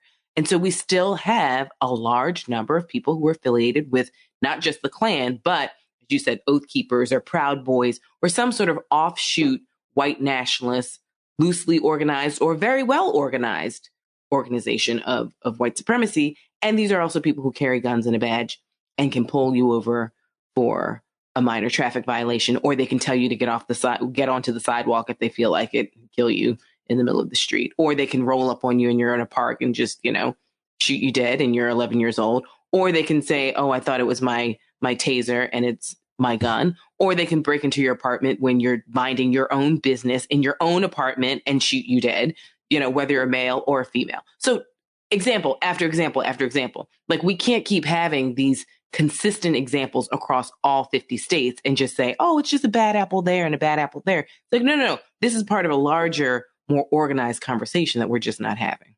I mean, there would be some pretty simple things you could do to weed them out. They're fairly open about their views and their Facebook and their membership in organizations. Like, I don't know how you would do it legally, but like, if you're a member of the Oath Keepers, you can't wear a badge. We're sorry, you can't have a badge anymore. Can't do it. I mean, those kind of investigations or procedures, those are the kinds of things I'm sure that police reform activists are including in their reforms. You know, when you sign up, we're gonna look into your we're gonna need to see your tattoos. Yeah, but I don't know how many. I mean, keep in mind, a lot of these bad actor police officers who have shot and killed, innocent civilians, black or other, oftentimes if they get fired from one police department, they just go a town or two over. Well, sure. Yeah. It's like the Catholic Church. I mean, no doubt about it. Then you have to have procedures to prevent that. It shouldn't be that hard, especially if a cop, any number of incidents of crimes that they committed, sexual assault on somebody. I mean, it happens. Mm-hmm. Given the conversation about law enforcement, you've also been tweeting and talking about, and you cover New York politics. So what about Eric Adams? He's the new mayor of New York City. He's a former police officer. He's also black. And that brings with it a lot of, questions and complications and assumptions, I think. And I wonder how simple or complex that conversation is. Oh, it's really complex. Yeah. I mean, because, a lot of folks are like, oh, he's our second black mayor. It's like, first of all, he's nothing like David Dinkins. And he would say that, too. He's very proud to be, the first working class New York mayor. David Dinkins is part of more Obama, Cory Booker, Hakeem Jeffries type, fancy education set. Lawyer, Eric Adams is a police officer. Most black mayors across cities in America come from more of the Cory Booker, Hakeem Jeffries, Barack Obama, elite institutions, mm-hmm. the legal path. They are not cops. They are not working class. That's not how you get elected. I'm very concerned. Like, I'm an optimistic person, that, and I'm always excited for a new mayor. And, I usually work inauguration day for New York One. And I've done that several times, and it's exciting. I love the fact that we swear in a new mayor and city council on January 1st. It feels like the beginning. I absolutely love that we do that in the city of New York. I am increasingly more concerned. Yes, he's doing some really interesting symbolic cabinet building. He's appointing various women in high level positions, which I think is great. Descriptively, I don't know them well enough to know substantively if I agree with them. Besides, okay, we've got ovaries, good for us. But other than that, do I agree with your policies? I need to wait to see with some of the women he's put in office. But I mean, my biggest concern, and this happened last week, was he announced that he'd be reinstating solitary confinement, which has been a fight that, under progressive Bill de Blasio, organizers have worked really hard to make sure solitary confinement is decreasing in Rikers Island, which we know we've had a disproportionate number of men who have just died. We are still trying to figure out, it's not COVID. It's what is it? Because we should not have 15 deaths in a year in a city jail where people are accused of, shoplifting, and we find out they're innocent and all of a sudden they're dead. Yeah, the New Yorker had that was their cover story. Yes. They had the pictures of, I think I saw that again in your Twitter timeline. I probably wouldn't have seen it, but yeah, they did a story really, about all of them. Solitary confinement is a real horrific issue of our time. Every psychologist, sociologist, political scientist, historian has said it is not effective. It does more damage than good. We have to change it. Torture. So the fact that he's reinstating solitary confinement, unprovoked, right? Just, hey, this is just something that red meat I'm throwing to the conservatives. And then I think what's more dangerous for me is not just that he's doing that, but also when people push back and said, why are you doing that? Why would you do this? Why is this your first signature move? And he immediately pivots to, I wore the vest for 22 years. If you didn't wear a police vest, you can't question me. Well, first of all, I can question whomever I want. That's one. Two, that logic doesn't match up. We're not talking about you putting your life on the line as a traffic cop for 22 years. I'm talking about what happens to innocent, or I don't care if you're not innocent. What happens to individuals? I don't care if you're a citizen or a non-citizen.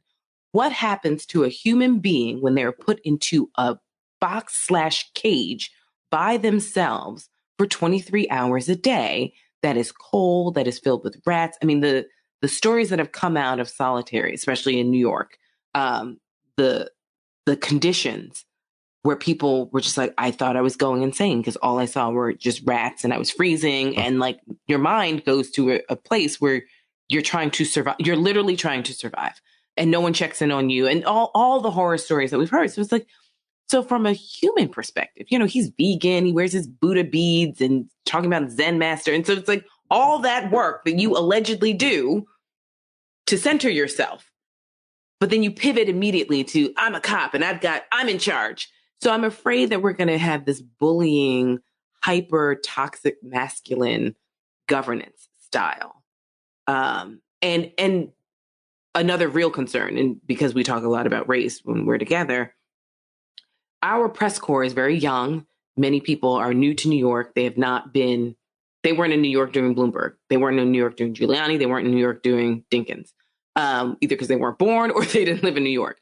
So we do have some gaps. And I like a lot of the New York press corps. I think that they're really good people, but we have some gaps, some racial gaps in the reporting of some of the folks who report on New York City, and especially will report on the mayor. And I think that at times they will fall short. And I think at times there will be a cause to sort of raise the flag where it's like, hey, that's like low-key racism or high-key racism, either one. However, I think that there will be several times where the mayor needs to be called out, Mayor Adams. Yeah. And he will hide behind, this is racist, and it's not racist. And there is nothing worse than saying that something is racist when it's not racist. Like, because just to pivot, right? Just to excuse your bad behavior. So me questioning you about solitary confinement isn't racist. Right. It's me actually asking a genuine, legitimate question as to why are you bringing back something that we know is proven not to work. So that's that's another concern I have about the mayor is like, there will be times where he should genuinely call out racism because he's only the second Black mayor in the history of New York. And we know that Black mayors have to deal with a lot of bullshit. We get it. However, I think that he might hide behind that mantle every now and again when it's not warranted and it's going to do more damage than good. Well, someone like you holding those young press folks' feet to the fire by sliding them an email or a piece of information, a criticism, makes me feel slightly better. And I assume that you'll probably do that when you see. I said something to a friend the other day. I was like, because I was like, I can be mouthy. And the way he guffawed, I was like, oh, wait. Is that a thing? Like, am I known to be mouthy? And he was like, have you met you?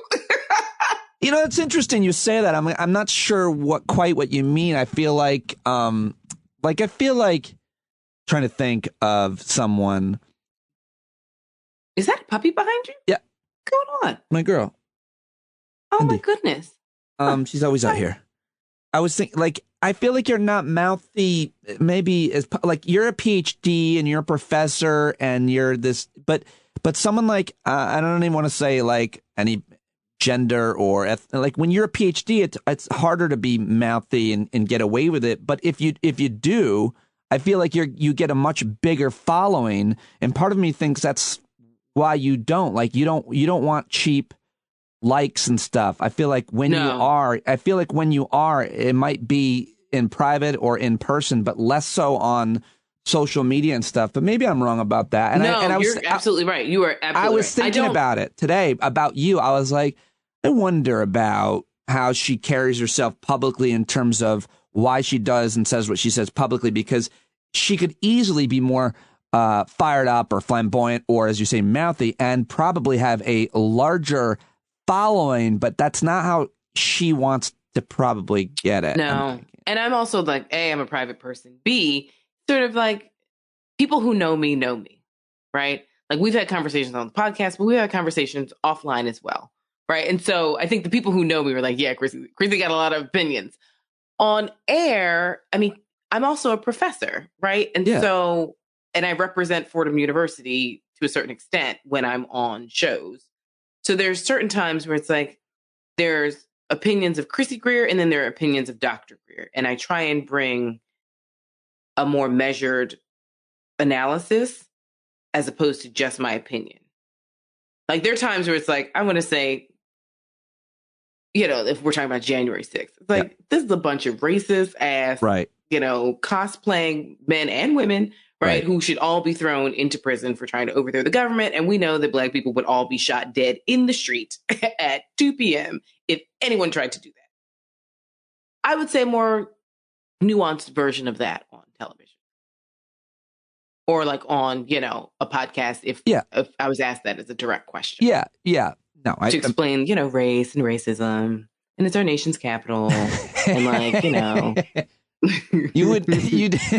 you do it with a more with a stronger tone than the one you just shared. But yes, I do like to play with tone though. Yeah, tone is, you know, because I grew up in a household where it's like tone was half the conversation. Have you ever like blasted anybody or gotten really loud in public media? No. When I'm really angry, my voice goes down to like Barry White levels. I get very still when I'm very angry. Yeah. And also, you know, if someone says something super outlandish, it's usually, that's when I'm like, okay, well, this conversation is pretty much over. Like, I don't fight with crazy in the street. You know, as Mark Twain said, you know, it's like, you don't fight with a crazy person in the street. Well, passersby won't know the difference. Well, then what about in your personal life, whether in relationships, or how do you deal with this idea of impulse control, this idea of monitoring the space between the catalyst and the reaction, like that beat? Like I'm 9 out of 10. I fail on that. See, but I didn't grow up we never yelled at home. Never. I don't. My parents never yelled. We weren't allowed to yell. And so I asked my mom once, I was like, why didn't you ever yell at us?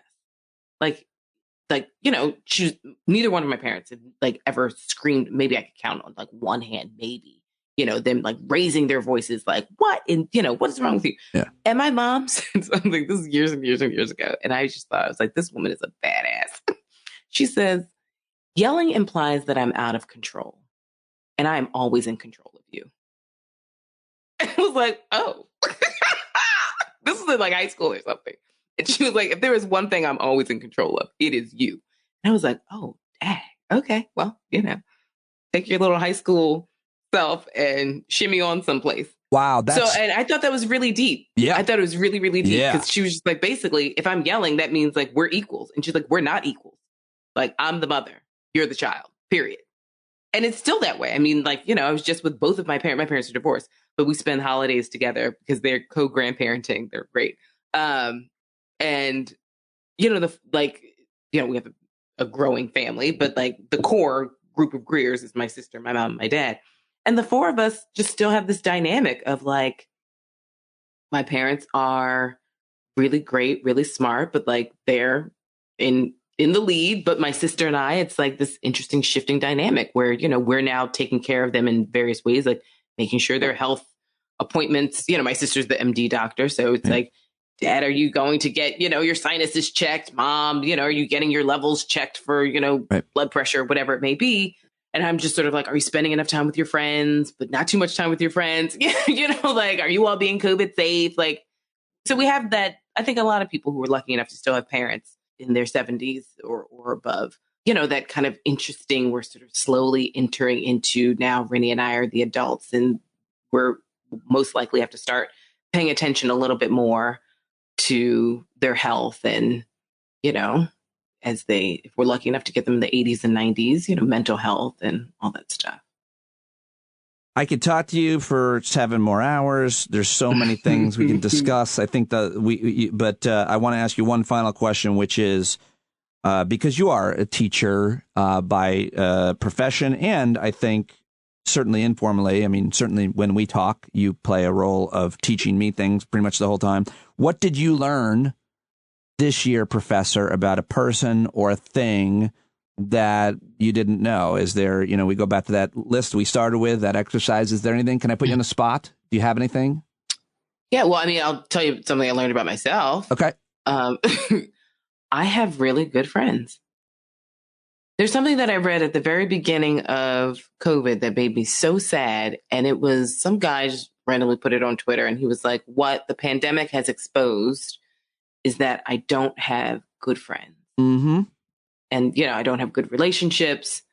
And I was like, ooh, like it hurt me so badly for him. You know, it was just someone had retweeted it. I don't know who this person is. And then I thought about it and I was like, wow, like I have really spent time cultivating real friendships.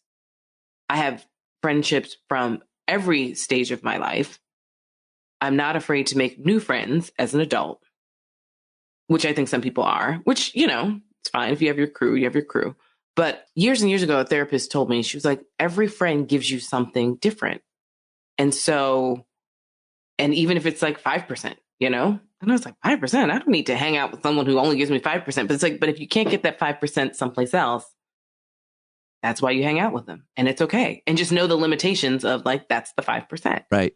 Right. But like, as I look around, it's like, yeah, I'm a complex person. I have a lot of different interests. And there's some friends that like, they're the friends, you know, I texted my college roommate this morning. I just saw him last month when he was in town. And I was like, I wish we used to do this in college. I was like, I wish we could just lay in the bed and watch Golden Girls all day today. And he was like, I wish we could too. And he just, you know, while we were talking, he texted, like he FaceTimed me. And I was like, right, because we're about to sort of have like a 30-minute conversation while he's on his lunch break. He's in LA. He's a TV writer. I was like, while he's on his lunch break, I'll watch him eat and we'll like chit chat about whatever, Golden Girls or something else. But like, I have one or two other friends who like the Golden Girls, but nobody who likes it the way the two of us like it. You know, so like that's just one small sliver of like, I'm very lucky, but I think it also takes a lot of work. You know, he lives in a totally different time zone. Yeah, I don't see it as luck at all. But as soon as you said I have a lot of good friends, my immediate reaction was, of course you do. You people who are good friends have good friends. I know you well enough. You've been a good friend to me. But I know a lot. I know some of the things you do for other people, and they're kind of random and thoughtful and super original. And that's, to me, that's like above and beyond. Like I've actually learned from you. I've not really replicated any of it because it seems like a lot of work. But I've learned from you like all these different things I would never think to do, unique, creative, crafty things to do, and ways to tell people you care about them. And that I think breeds more friends, more good quality friends. That's who you are. You're a good friend. You got a lot. So of course you have a lot of good friends. Probably. You know, I think, and this is why I'm obsessed with comedians. And I know that you're always like, oh, poo, Chrissy. We're fine. We're a weird bunch. But like, there is something about, I mean, the level of respect I have for comedians, obviously, is that you all make people laugh, right? You make people feel good in society. That's why you belong in society. That's why you've always been in society. That's why you're necessary for society. I think, you know, that's not my job, even though my sister was like, you have to work on a 30-minute stand-up set. I was like, I guess I was making her laugh over the holidays, and it was very stressful. COVID and her job and everything else. So she was like, you know, I want you to work on some bits. I was doing some voices for her and miscellaneous. But I think I really like observing what my friends like. I do take being a friend seriously. My father is very serious about friendships. I grew up in a household where my parents always had their friends over.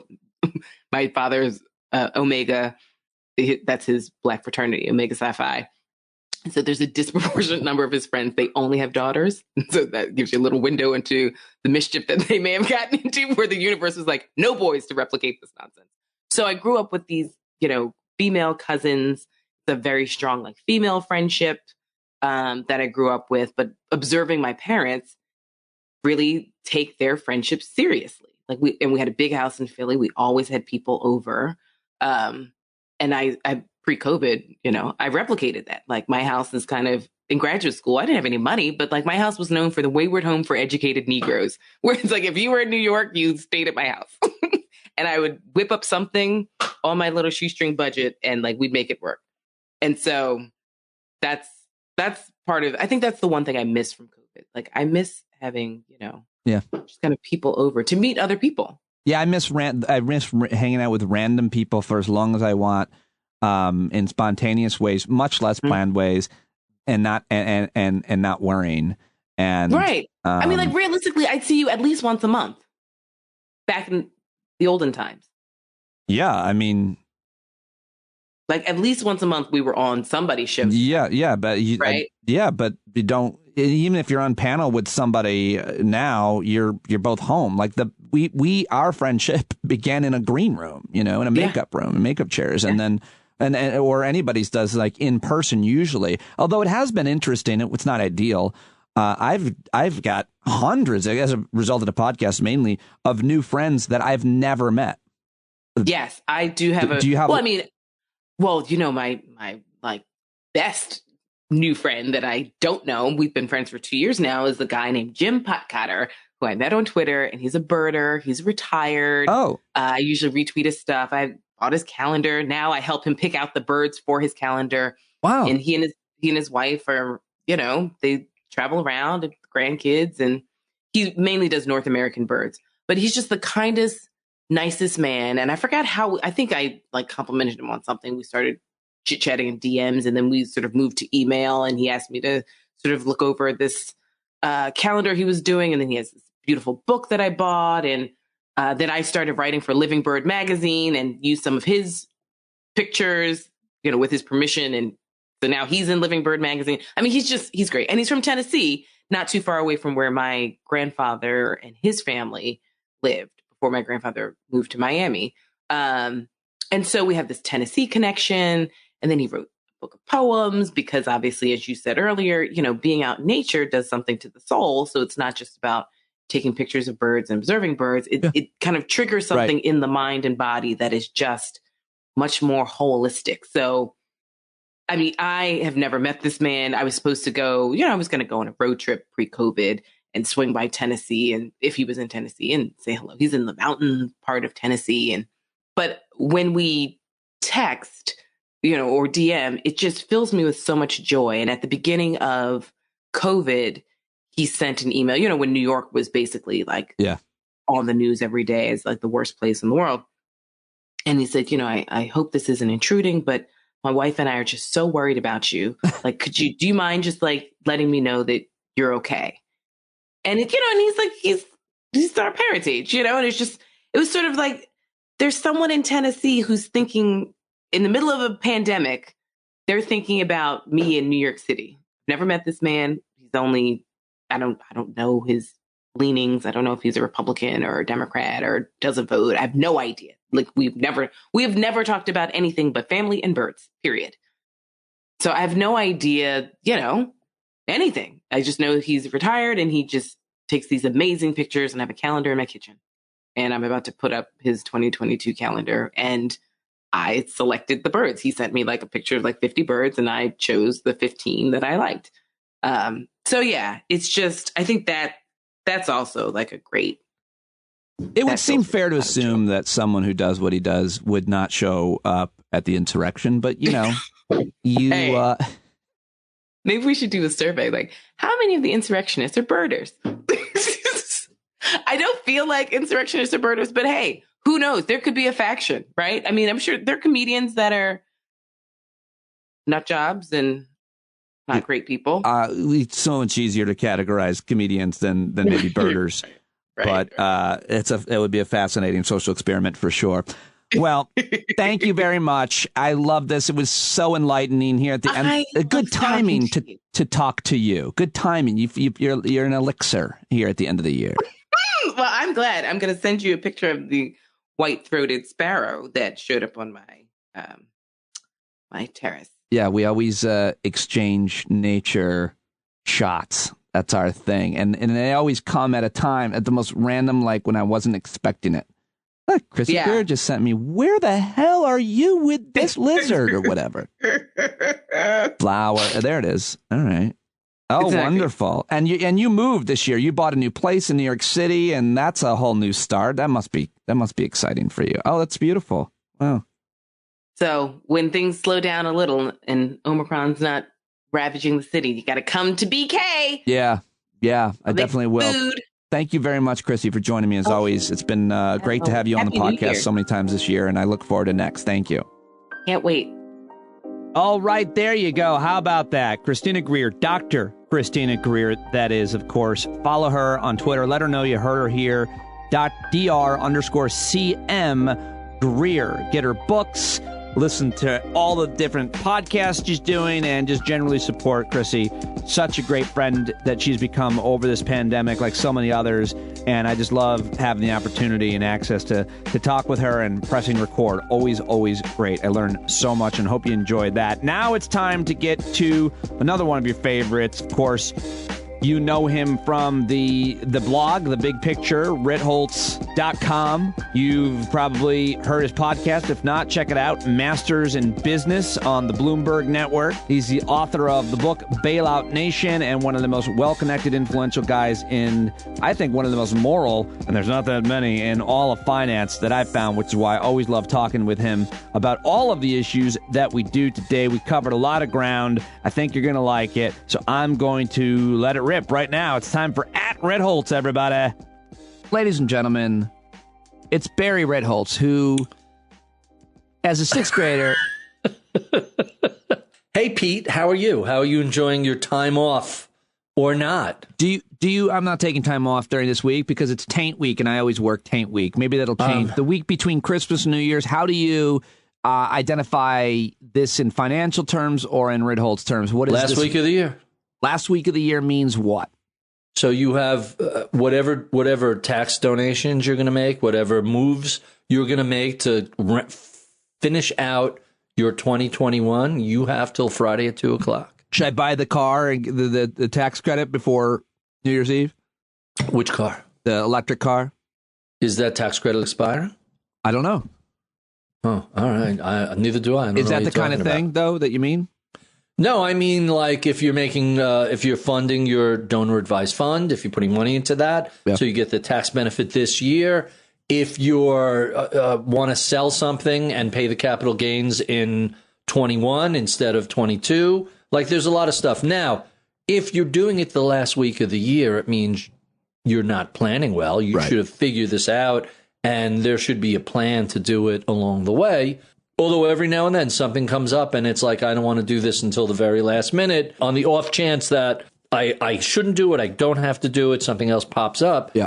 So there is some sort of squaring up of positions, tax, donate. There are certain things like 401ks and IRAs that you can make the donation as late as April 15th. Right. It depends on there's all sorts of stuff like that. So that's kind of what this last week is. I never worked this last week. The plan was we were going to go to Florida, which is now the third highest per capita state for COVID infection. So we decided to pass, which is unfortunate because it would have been nice to be down in sunny Florida for a couple of days. With your booster, still have deep concerns about getting the virus? It's not me. It's my mom is 86. Yep. My nephew and niece each have, babies that can't be vaccinated. They're all a couple of years old. We're kind of seeing them sometimes. And my wife has chronic Lyme disease, which we don't know what the impact is on her immune system. But the fear is it's a partial compromise. So we're just being a little extra careful. And let's be honest, I still got another 30, 40 years to see Florida before the sea swallows it up. Wow, you're giving yourself a lot of life left. I'm impressed. No, I mean, I'm giving Florida 40 years. Got it. I don't have 40 years. What are you kidding me? I'm living to 100. Come on. Well, I've got several questions based on your blog. I do have low cholesterol and low blood pressure. So good blood pressure, very low cholesterol. So I figure I got a decent shot at 80. Any bad genetics? My dad died in Besides the 60s, your face? but it was, what's that? Besides your face? The nose, right? No, my mom is 86. Her mom lived to 90-something. On my father's side, his mom was like 90-something, and I think his father lived a good long time also. So. Wait, how old? I interrupted you with a mean joke. How old was your dad when? My dad was 64, but he had monocytic leukemia, which we think he picked up working as a kid in a hardware store dealing with open asbestos and other stuff that turned out to be really dangerous. So who knows? P.S. What he had and died 30 years ago from, there's a pill today that manages that. Oh, wow. Which is really kind of shocking. Yeah. It's hard to think think how, much more treatable things anywhere from breast cancer to AIDS. You can't dwell on it because it's just random luck. If you're born 25. Listen, I had a partner who had diverticulitis, and the surgery they did that saved his life. If he would have gotten this 5 years earlier, he's gone. This is a partner 10 years ago before RWM, and his name is Kevin, and he was very lucky. I mean, it was a miserable surgery, a month of antibiotics, colostomy bag, the whole terrible thing. Oof. But, if he would have gotten sick, I don't know, 10 years earlier, 7 years earlier, he unfortunately, Kevin died of a snake bite last summer, but I wasn't sucking the poison out. So a lot of just bad punchlines from terrible jokes. No, we'll just go back and forth. It's fine. So on the blog, I wanted to get to some of the things. Is there anything? Sure. Is there anything that really hit that you wanted to talk about? Because I got a few that I want to. No, go ahead. Okay. To me, I'm too close to it. I can't objectively. You tell me what you thought resonated, and I'll happy to chat about. Right now, it's not your microphone. I was getting a little crackle. Well, crackle. I love that you explore humanity and human behavior as it relates to, any kind of financial tie-in or not. And I really like the post, what makes a community attractive. I think there's a lot to talk about there. Sure. You wrote a post. That's been in my head for a while, and I finally sat down and said, let me, we're coming up on the holiday season. Let me sit down and write about this. And P.S., it turns out that there's a ton of data that backs this up. All of this is very. Why don't you tee it up and I'll respond. All right, and while I'm teeing it up, I'm going to mention it. Could you grab your iPhone and record your side? Just hit record on a voice memo because you're crackling like a mother for some reason. Really? Yeah, your microphone's amazing, but I think it's the internet. But if you just hit record there, I'll have a good enough because I don't want to. So this piece, what makes a community attractive? And by the way, at Ritholtz, you can now hear these pieces, which I love, by clicking on the audio, the spoken word version. Anyway, you write, we found ourselves looking for distractions in the early days of the pandemic, circa March 2020. Live events have been canceled, movies, restaurants, all social gatherings were verboten. My wife and I sought ways to entertain ourselves in any way that it did not involve staring at a screen. And then you lead us to the reason why, having that experience, I think, has led us to realize how important public space is and what it fosters and why it matters. And there's research and data involved. Yeah. So basically, just seeking a diversion that wasn't a computer or a television, we would get in the car and go for a drive. This really started like March, April. Nobody's on the road. It's pretty quiet. People were still kind of freaked out and hunkered down at home. So I felt we were pretty safe in our car. And so we would just not drive our usual routes, but just pick some location an hour or so away, drive there. And then when we get there, just drive around in that town, whether it was waterfront or up in the mountains or in New Jersey or wherever. We basically just explored.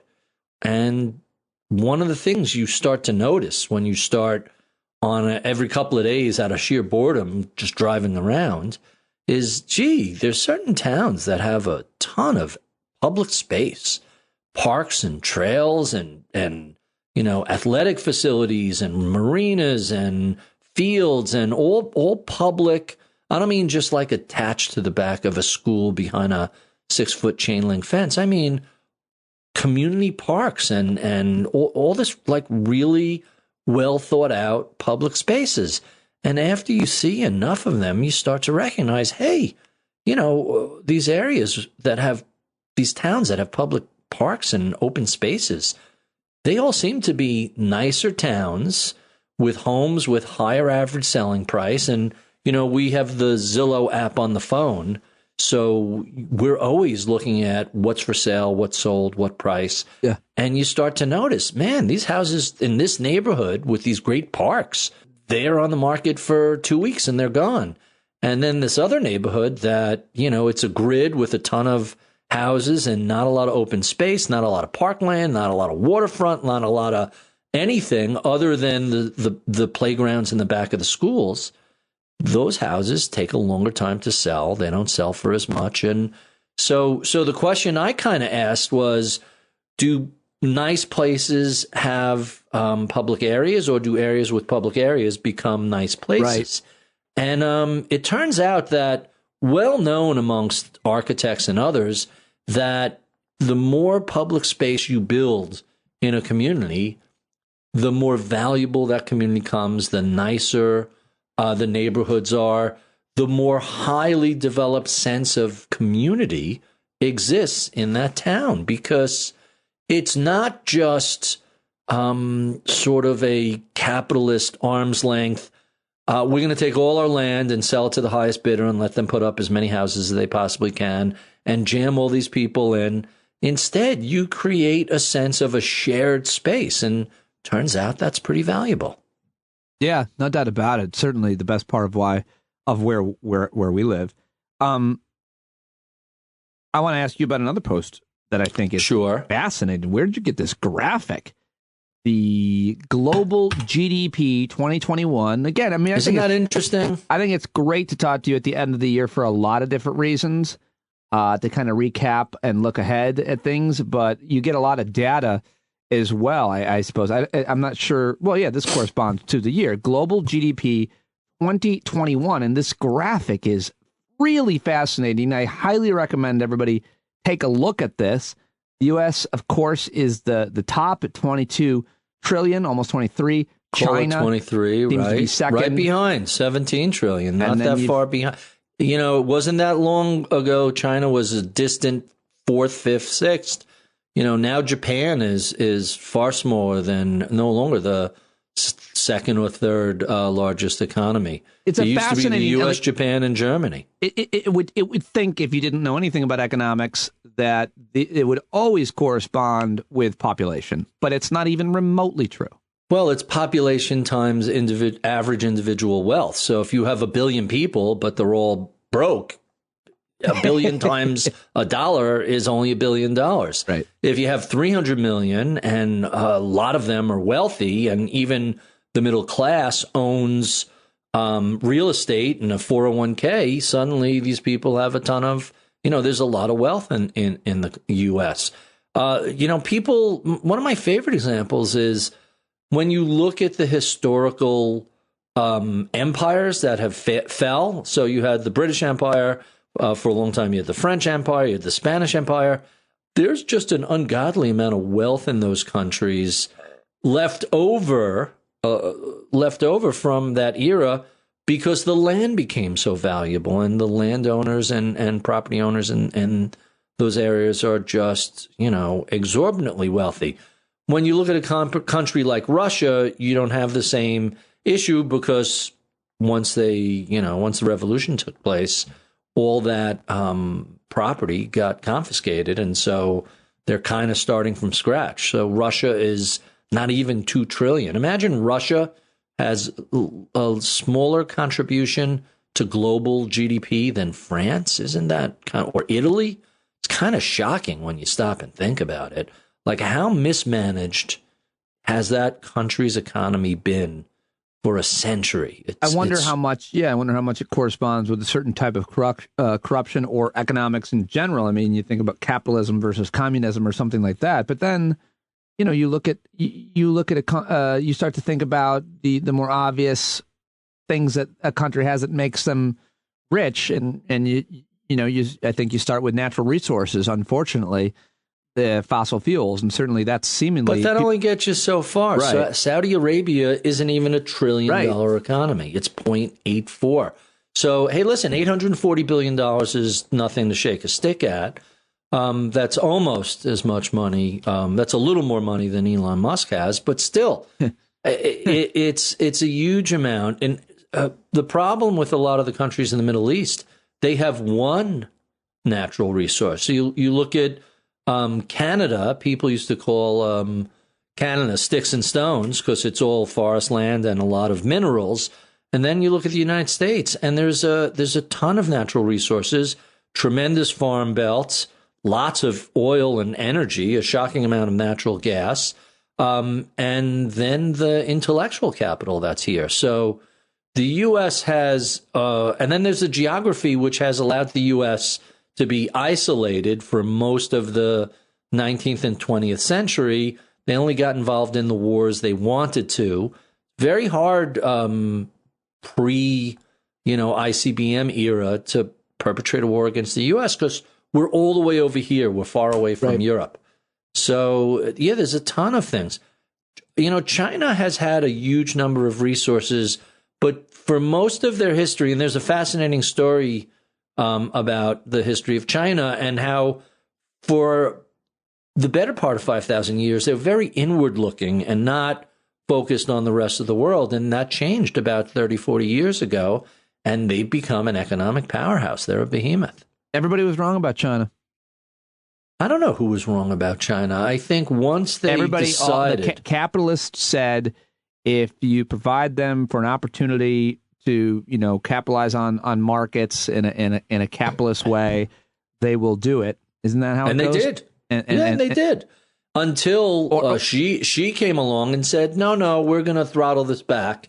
So he got what he needed from the West, and now he's... And the other thing was that the internet would open up China and the rest of the world, and that they control their own internet. They don't have... The people in China don't have access to the rest of the world. What else are takeaways from this chart? I mean, we could talk about all of it, but is there anything else that you see that's worth mentioning? I mean, you really... So add up Europe, and you pretty much get something that's, bigger than the U.S. I mean, to be fair, it's the U.S., Canada, and Mexico versus Europe is pretty comparable. U.S. and Canada is pretty comparable. But, you add up the U.K., Italy, France, Germany, all the Netherlands countries, and, there's pretty close to $20 trillion in that space. It's really very close to the U.S. And what else can I look? There's a couple of outliers that stand out because of their size, either big or small relative to their population. So, you look at China, you look at India, you wonder why India, that has a robust technology space and software and all these things, and all these service fields that have been outsourced to them. And you wonder why India is a fraction of China. It's only 3 trillion, 1 billion people, very tech forward, whether it's corruption or just some inherent structural issue. India stands out as they should be much bigger than they are. Some of the smaller countries that stand out as shockingly large. I mean, obviously Japan, we know Japan is a powerhouse. Taiwan, at 0.79 trillion, is a tiny little island off of Japan. It's a technology powerhouse. So is Israel, 0.47. Israel is a teeny tiny country.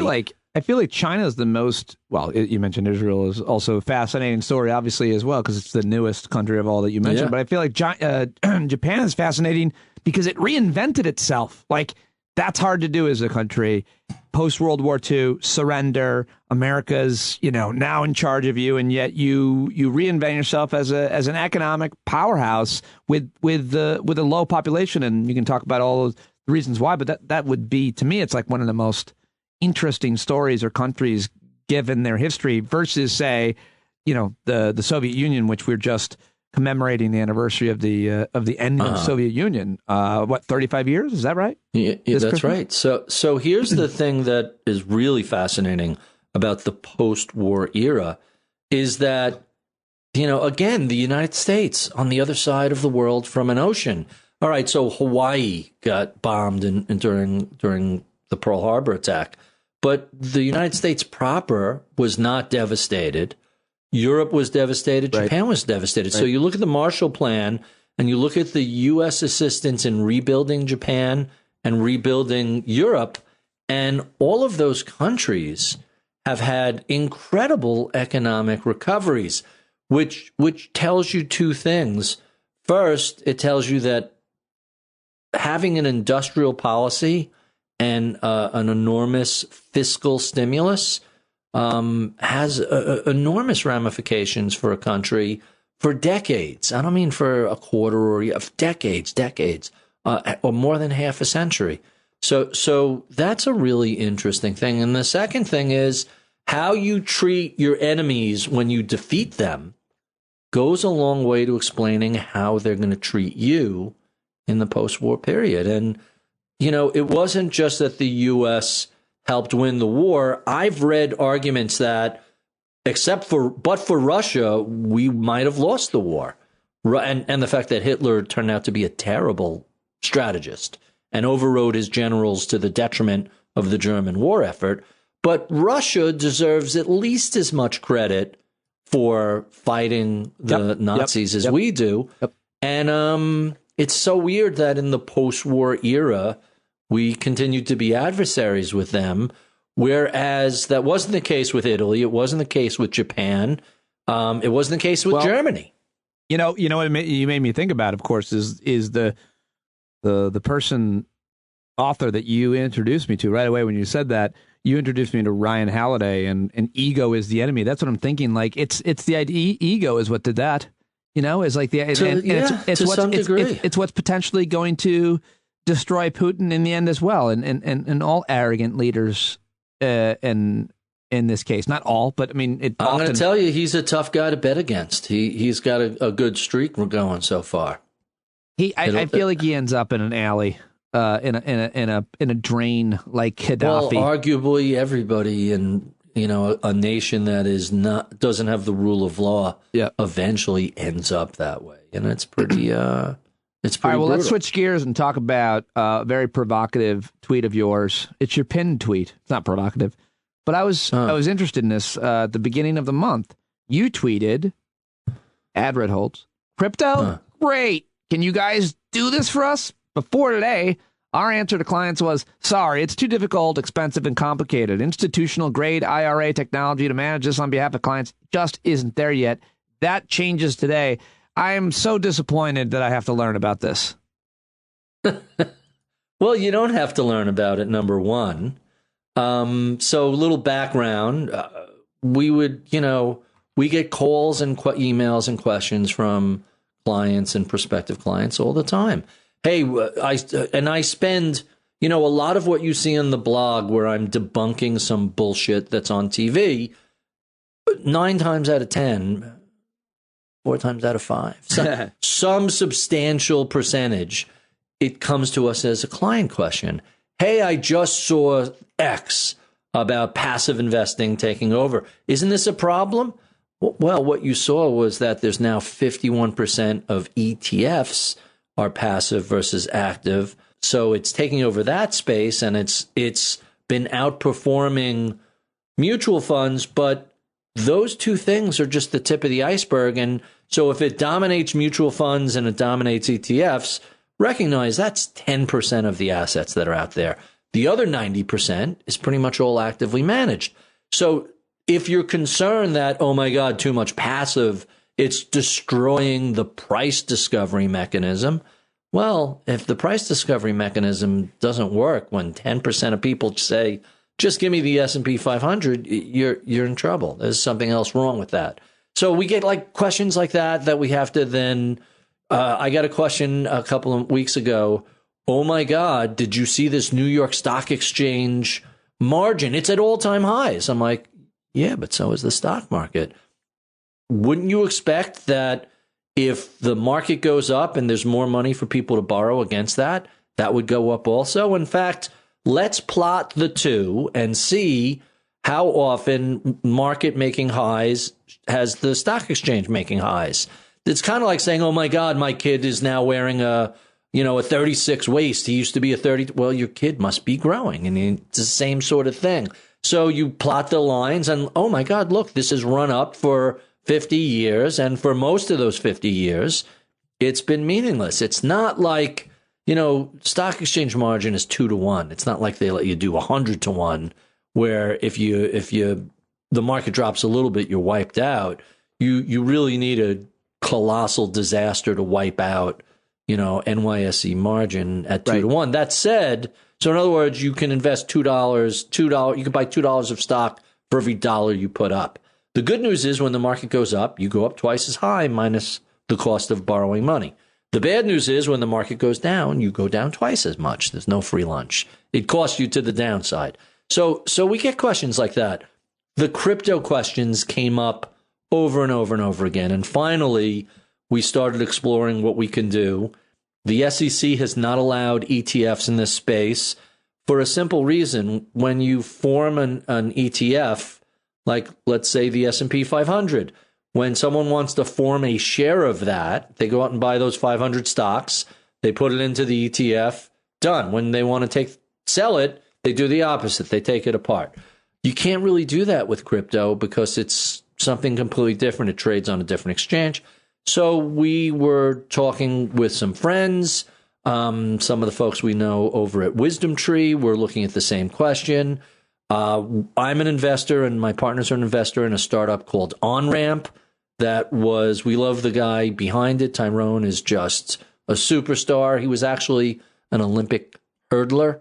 And we just love his energy and enthusiasm, and super smart guy. And we kind of said, hey, what happens if we put all these pieces together and create an index?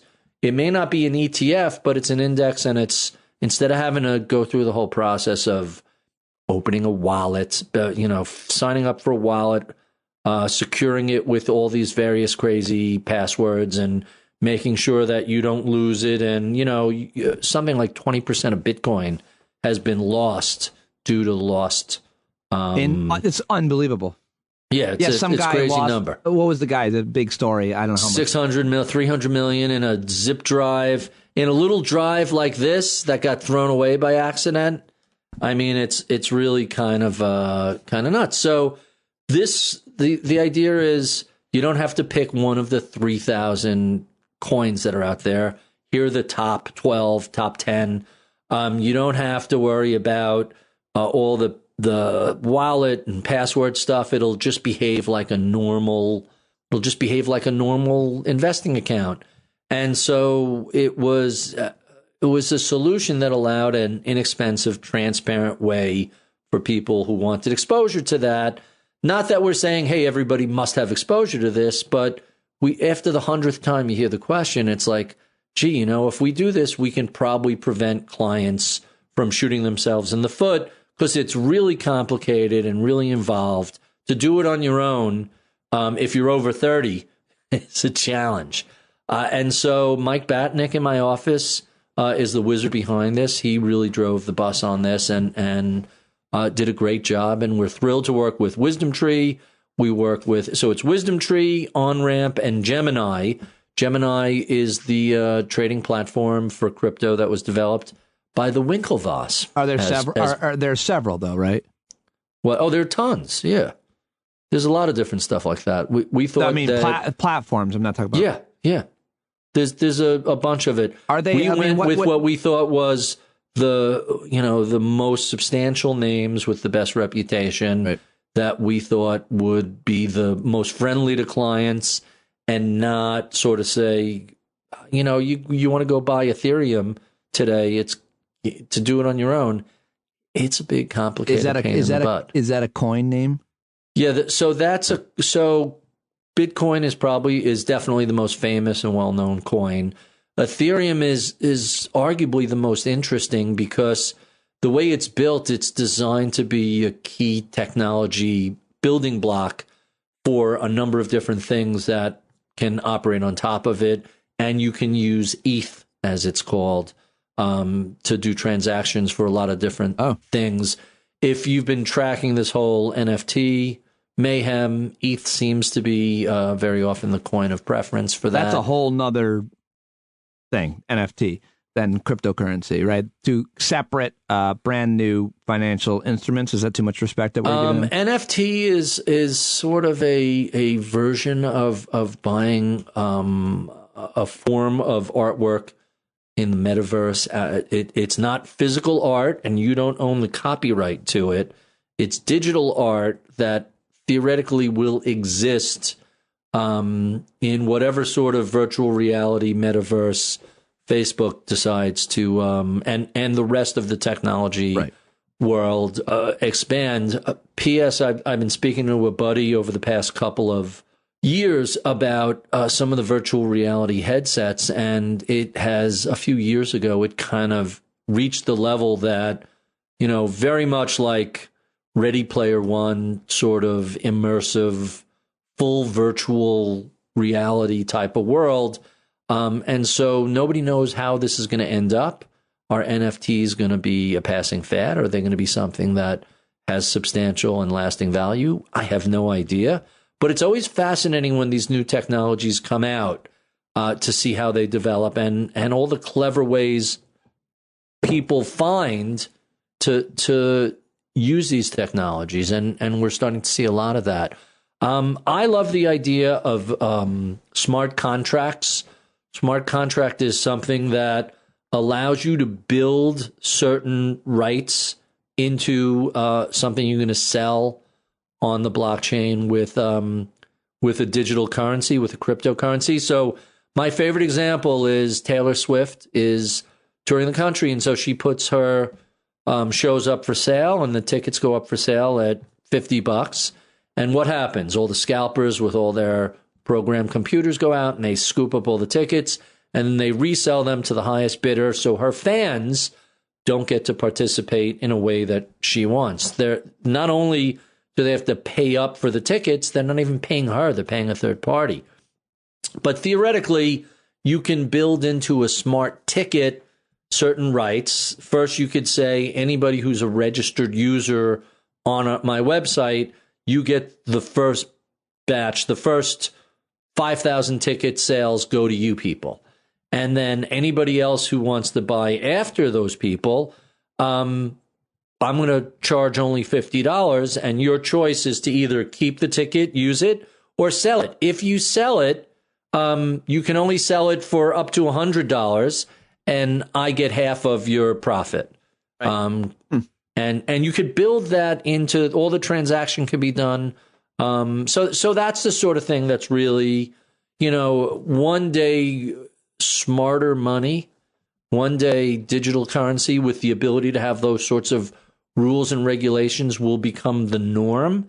Today, it technically is possible, but nobody is really pushing these forward. But that's just a perfect example. I wrote something up about that over the summer because I was so intrigued by it. Or maybe it was last year. I've lost track of time. Barry Redholtz joining me, ladies and gentlemen. And, let's see if I can find that. And he of posting quite a bit more on the blog that I want to talk about. But I mean, go ahead. What else you got? Well, I feel like, is this new that you have other people posting like articles? No, I've been doing that for centuries. Oh, because I love that movie Don't Look Up, and you had Bob Lefsetz. I liked his piece. So I've been publishing. So when I first started reading Lefsetz, I don't know, maybe it was like a dozen years ago. I really have no sense of time anymore, thanks to the pandemic. So he was kind of an unknown music industry writer / analyst, and kind of got famous for getting into a spat with Taylor Swift, and she wrote a song about how mean he was. Oh, wow. So it's kind of funny that I'm reading this guy, and it turns out Taylor Swift doesn't like him. So he just writes these like unvarnished stream of thought stuff, and they're really interesting. I find them to be super interesting stuff. And on a Sunday, I tend to want to give people something interesting to read that I might not have written because I'm not writing on the weekends. I need a break. Fair enough. So basically, I posted that on him, and I thought it was really interesting. Did you watch the movie? He did a nice job. Yeah, I thought it was great.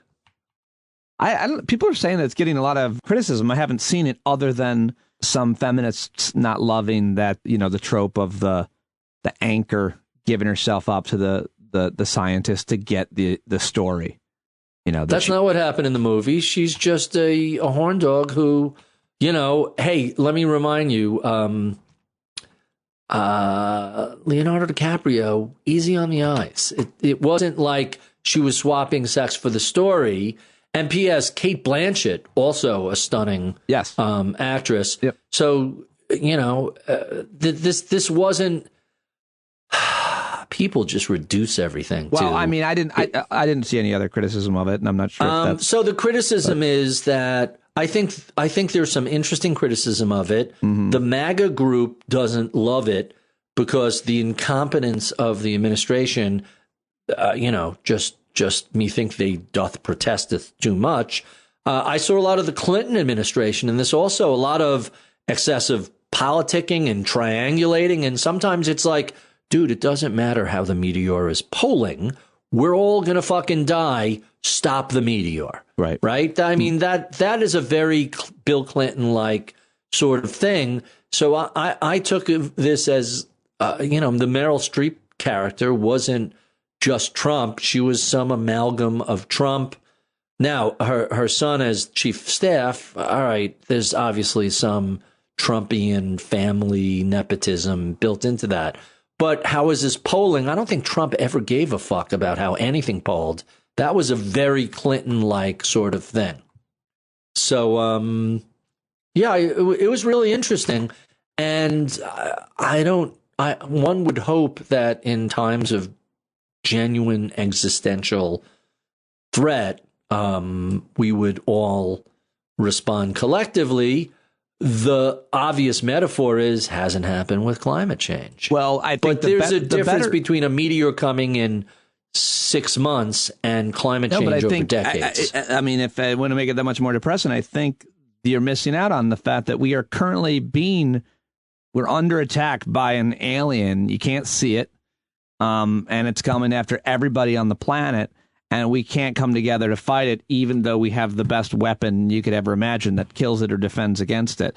I mean, COVID is the thing. How is that not also a comet or climate change? We cannot come together on a infectious disease, a contagious virus. Well, we have come together. We have a magic bullet that kills this. We have a magic bullet that prevents this. The problem is that people have politicized this to the point. I haven't really written about this. I've sort of sketched something out, and every time I start writing it, I just grind my teeth and stop. But I don't really recall a period prior to the most recent decade or two where I call them the disloyal opposition. It used to be that whether you're a Democrat or Republican, you may have wanted to go about achieving a certain aim in a specific way, but you didn't actively root for the other side to fail, or worse, go out of your way to try and submarine the other side and kill them. And I keep seeing example after example that this isn't we just disagree about how to solve this problem. It's we're going to do everything we can in order to force a recession, hurt your chances of being reelected. Like the idea that it's country first and party second seems to have gone away. And the most recent version of this is if you're laid off because there was a vaccine mandate and you refuse to take the vaccine, 5 GOP-controlled states just extended the unemployment benefits for those people. Now, let me point out. I did not know that. Yeah, that's I tweeted that last night, like death cults unemployment edition, because this has become kind of a crazy death cult. Wow. I did not see that story. 5 states. The only reason to do that is to cause more people not to get vaccinated in order to hurt the economy and the current White House. And I don't, I would say the more obvious political reason is to give money to people for doing,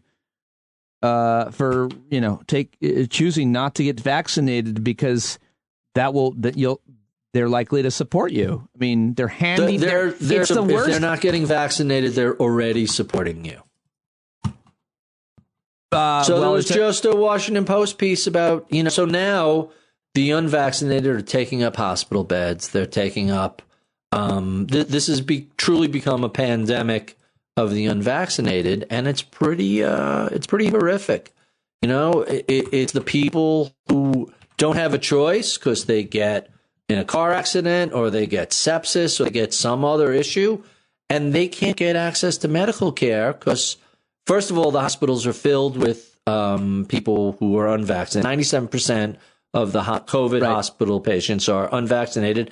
Oh, and then these people are helping to infect doctors and nurses. So these hospitals are running at 30, 40, 50% below full strength. And it's a disaster. And there is a group of people, I'm not saying all Republicans or all conservatives or even all MAGA heads, but there is a substantial swath of the country that is rooting for terrible things to happen because they believe it's their path to power. But just to be clear, this is the opposite of an incentive, which we saw several states do for people to get vaccinated. It's an incentive to not get vaccinated because the mandate. What other motivation is there to? It's a way around the mandate. The mandate forces you to go back to this job or get the jab or you don't get to work. And this is saying, well, you don't have to worry about the mandate. We're going to pay you. And this is the Washington Post. I did not know this.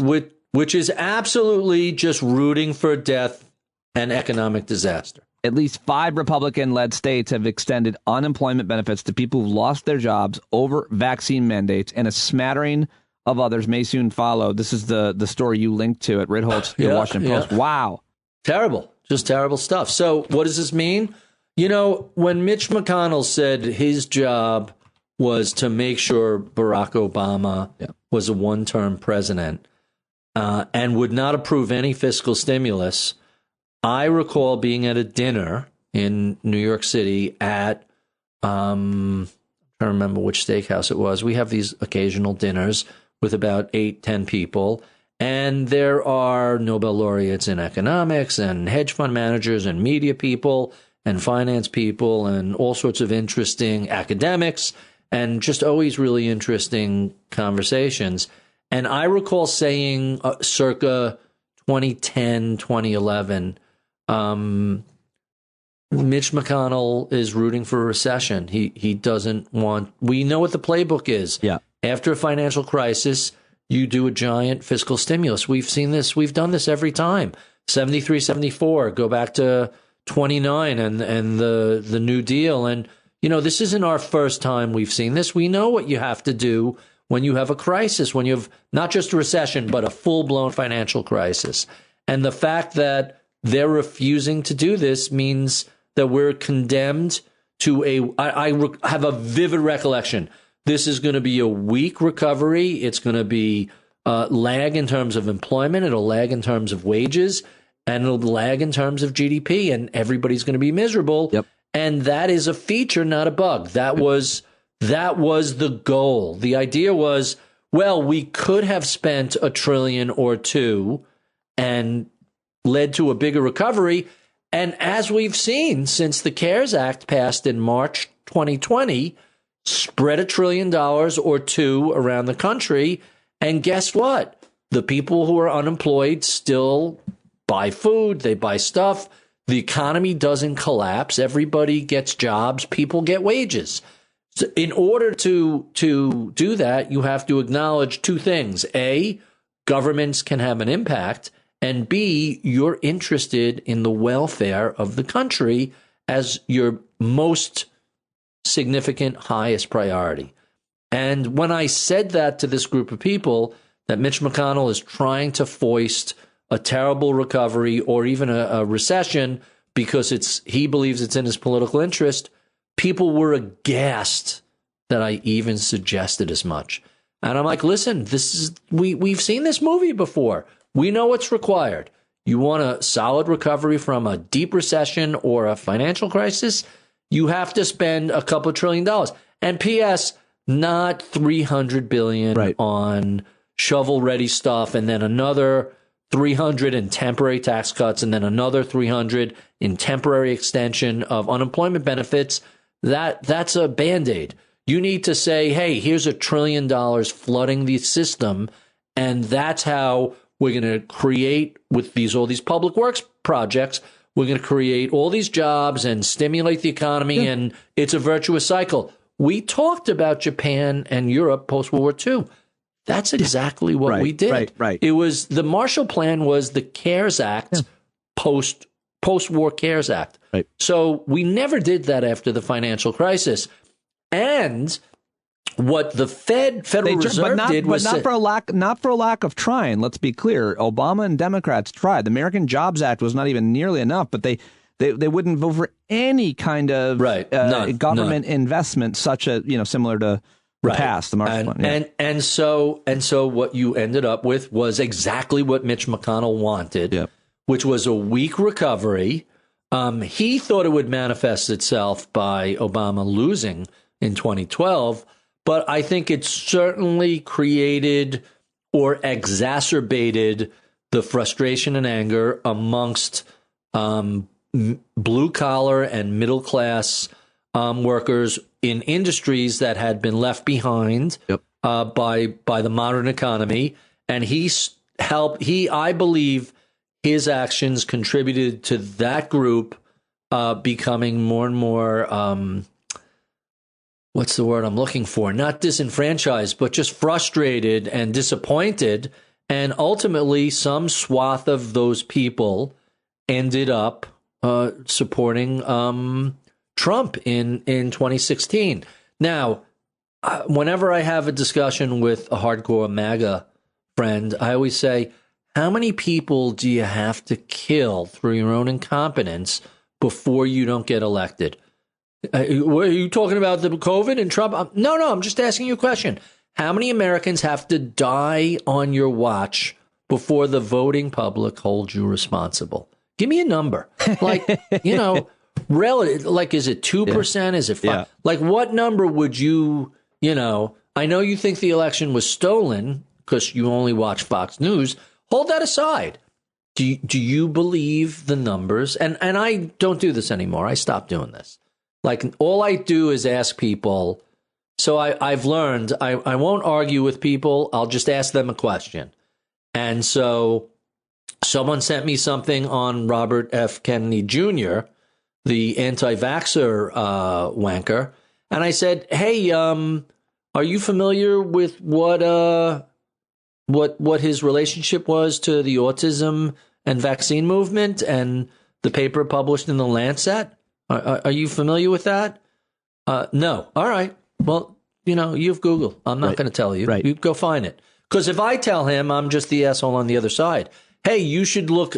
So I try and phrase it as hey, you should research on your own without me what Kennedy's association was with the Lancet and with the doctor who first linked autism with vaccines. And then you find out this guy made up his data. Why? Because he was paid by a third party who was looking to create, I think it was, maybe it was it an attorneys group? Somebody was looking to create a relationship between a link between vaccines and autism for subsequent. Right. And so this guy, not only did the Lancet retract the paper, this guy lost his license to practice medicine because he literally fabricated data, made it up. Yep. So anyway, I don't tell that to people anymore. I say, hey, you should do some research and find out about it. If before you share a Kennedy piece again, you should look up who he is and what his history is, because I suspect you don't really know. Well, listen, did I just bum everybody out? No. I think I like that argument. I think it's an interesting argument. I'm not sure how effective it is for people that can't listen and can't hear. But arguing with people just isn't going to. Somebody who's that tribal or misinformed or whose information diet is so filled with junk food, and Fox News is the McDonald's of information, just loaded with trans fats and empty carbs and crap. I'm not going to convince them otherwise. Right. You're not going to convince them otherwise. Right. But if I ask a question and maybe they look it up, they might find themselves on the road to sobriety. But I'm never going to. I can't pull the drink out of their hand. They have to figure it out on their own. Right. Yeah, and that's the hard part, I think, for a lot of people. Yeah. To realize there's not much you can do. All right, dude, I got to go. Arguing is pointless. I got to go take care of my parental duties, and I'm sure you have the things to do. I do have things. As always, thank you enough for your time, and I hope this was interesting. I felt like we were off in left field talking about a lot of crazy stuff. No, we talked about all the stuff you've been talking about, right? About all of it is important and impactful. I find it interesting, but I don't know if anybody else does. You always say that at the end, and I always want to edit it out. Well, listen, can I add one thing before you? Yeah. So someone once said to me, "Hey, how do you pick guests for the podcast, or how do you pick stuff you want to write about?" And the answer is always the same. I write for an audience of one. I pick guests because I want to have a conversation with these people. If other people listen, great. But if they don't, I don't really care. Yep. And the articles I write usually are because I'm exploring a topic and I want to find out more information about that topic. Look, I've been doing these posts every Friday about cars for, 5 years, 10 years. That started because I just wanted to learn more about a specific collectible automobile, and that just became a crazy rabbit hole. And so that habit forces me to research, and lately it's been a ton of electric cars. If you've noticed over the past year or two, there's a ton of EVs. What's a better way to find out what's the horsepower, what's the range, what does it cost, how often do the batteries need to be replaced, how quick can it recharge? Other than writing about it and posting on it, it really forces you to learn about it. I think that's exactly, not only do I book the guests that I want to ask questions, I generally ask the questions that I want to ask, and it's worked so far. I mean, I think, that's it's a good way to do things. And if you can find an audience, which certainly I have and you have, that's great. And that's why I love talking to you. I just wish you would let me have kept the first part of our conversation on today, but apparently that will somehow damage your reputation. You should steal it and use it in your stand-up. I can't. That's your story. I think the reason that works is because it's sincere. And like Groucho said, once you fake that, you got it made. Barry Redholtz, everybody, at Redholtz. Thank you, sir. My pleasure. Have a happy and healthy new year, and see you soon. Stand up. All right, there he goes, everybody, at Ritholtz, and thank you very much for tuning in. I hope you enjoyed that conversation, both conversations. If you listened to the whole thing, you are a very special someone in my life, and I greatly appreciate you. If you're not supporting the podcast, never too late. Hey, maybe you started listening from the very beginning. Maybe you didn't want to for any reasons. Maybe you're new to it and you're not sure. Well, start now and there's a lot more people listening to the podcast. And so I would love to see, I think, I tried to make a goal to get like 200 this month. I really want to get to 1,000 subscribers. We have about 800 and it stayed around there for a while, but people keep adding subscriptions. And so please join now. Be a part of our community, support the podcast for as little as $5 or as much as you want, really. Go to standupwithpete.com, standupwithpete.com, become part of our community. Hang out with us tomorrow night and every Thursday at 8 Eastern, unless I say otherwise. You're never alone if you're part of our community on the Discord platform. There's always folks in there meeting, networking, and helping each other out through life to understand how to best deal with this journey we're on and find all the joy that we can where there seems to be so often so much darkness. I hope that you will join us. Sign up now. And speaking of which, one of our favorite community members, two guys that contribute pretty much every day, are Pete Coe and this song from John Carroll, who is a Grammy Award-winning singer-songwriter. Maybe you won an Emmy. Did you win an Emmy? Take us away, John Carroll, right now. And go check out his new single as well, johncarroll.org. Show your face of every color, yellow, black, red, and brown. She's the place where every lost child will finally be found. There's only one thing to do before we stand our ground, and that's stand up, stand up. Well, the founding fathers saw a land for all. They had to stand up, they had to stand up. They had a keen imagination for a crystal ball, drawing all the plans of a stand up. But all they had to go on was the time they were in, with other causes for laws, and since they weren't even sin, they knew that change was gonna come before the change could begin. They had to stand up. All right, they had to stand up. We got to stand up. We got to look the devil square in the eye. We gotta let him know it's his time to go, and make it clear when all we hear is a lie. Why you lying awake wondering where the money all went? It'll be the cost of freedom that'll go unspent. You can see him flee the scene of that experiment if you stand up.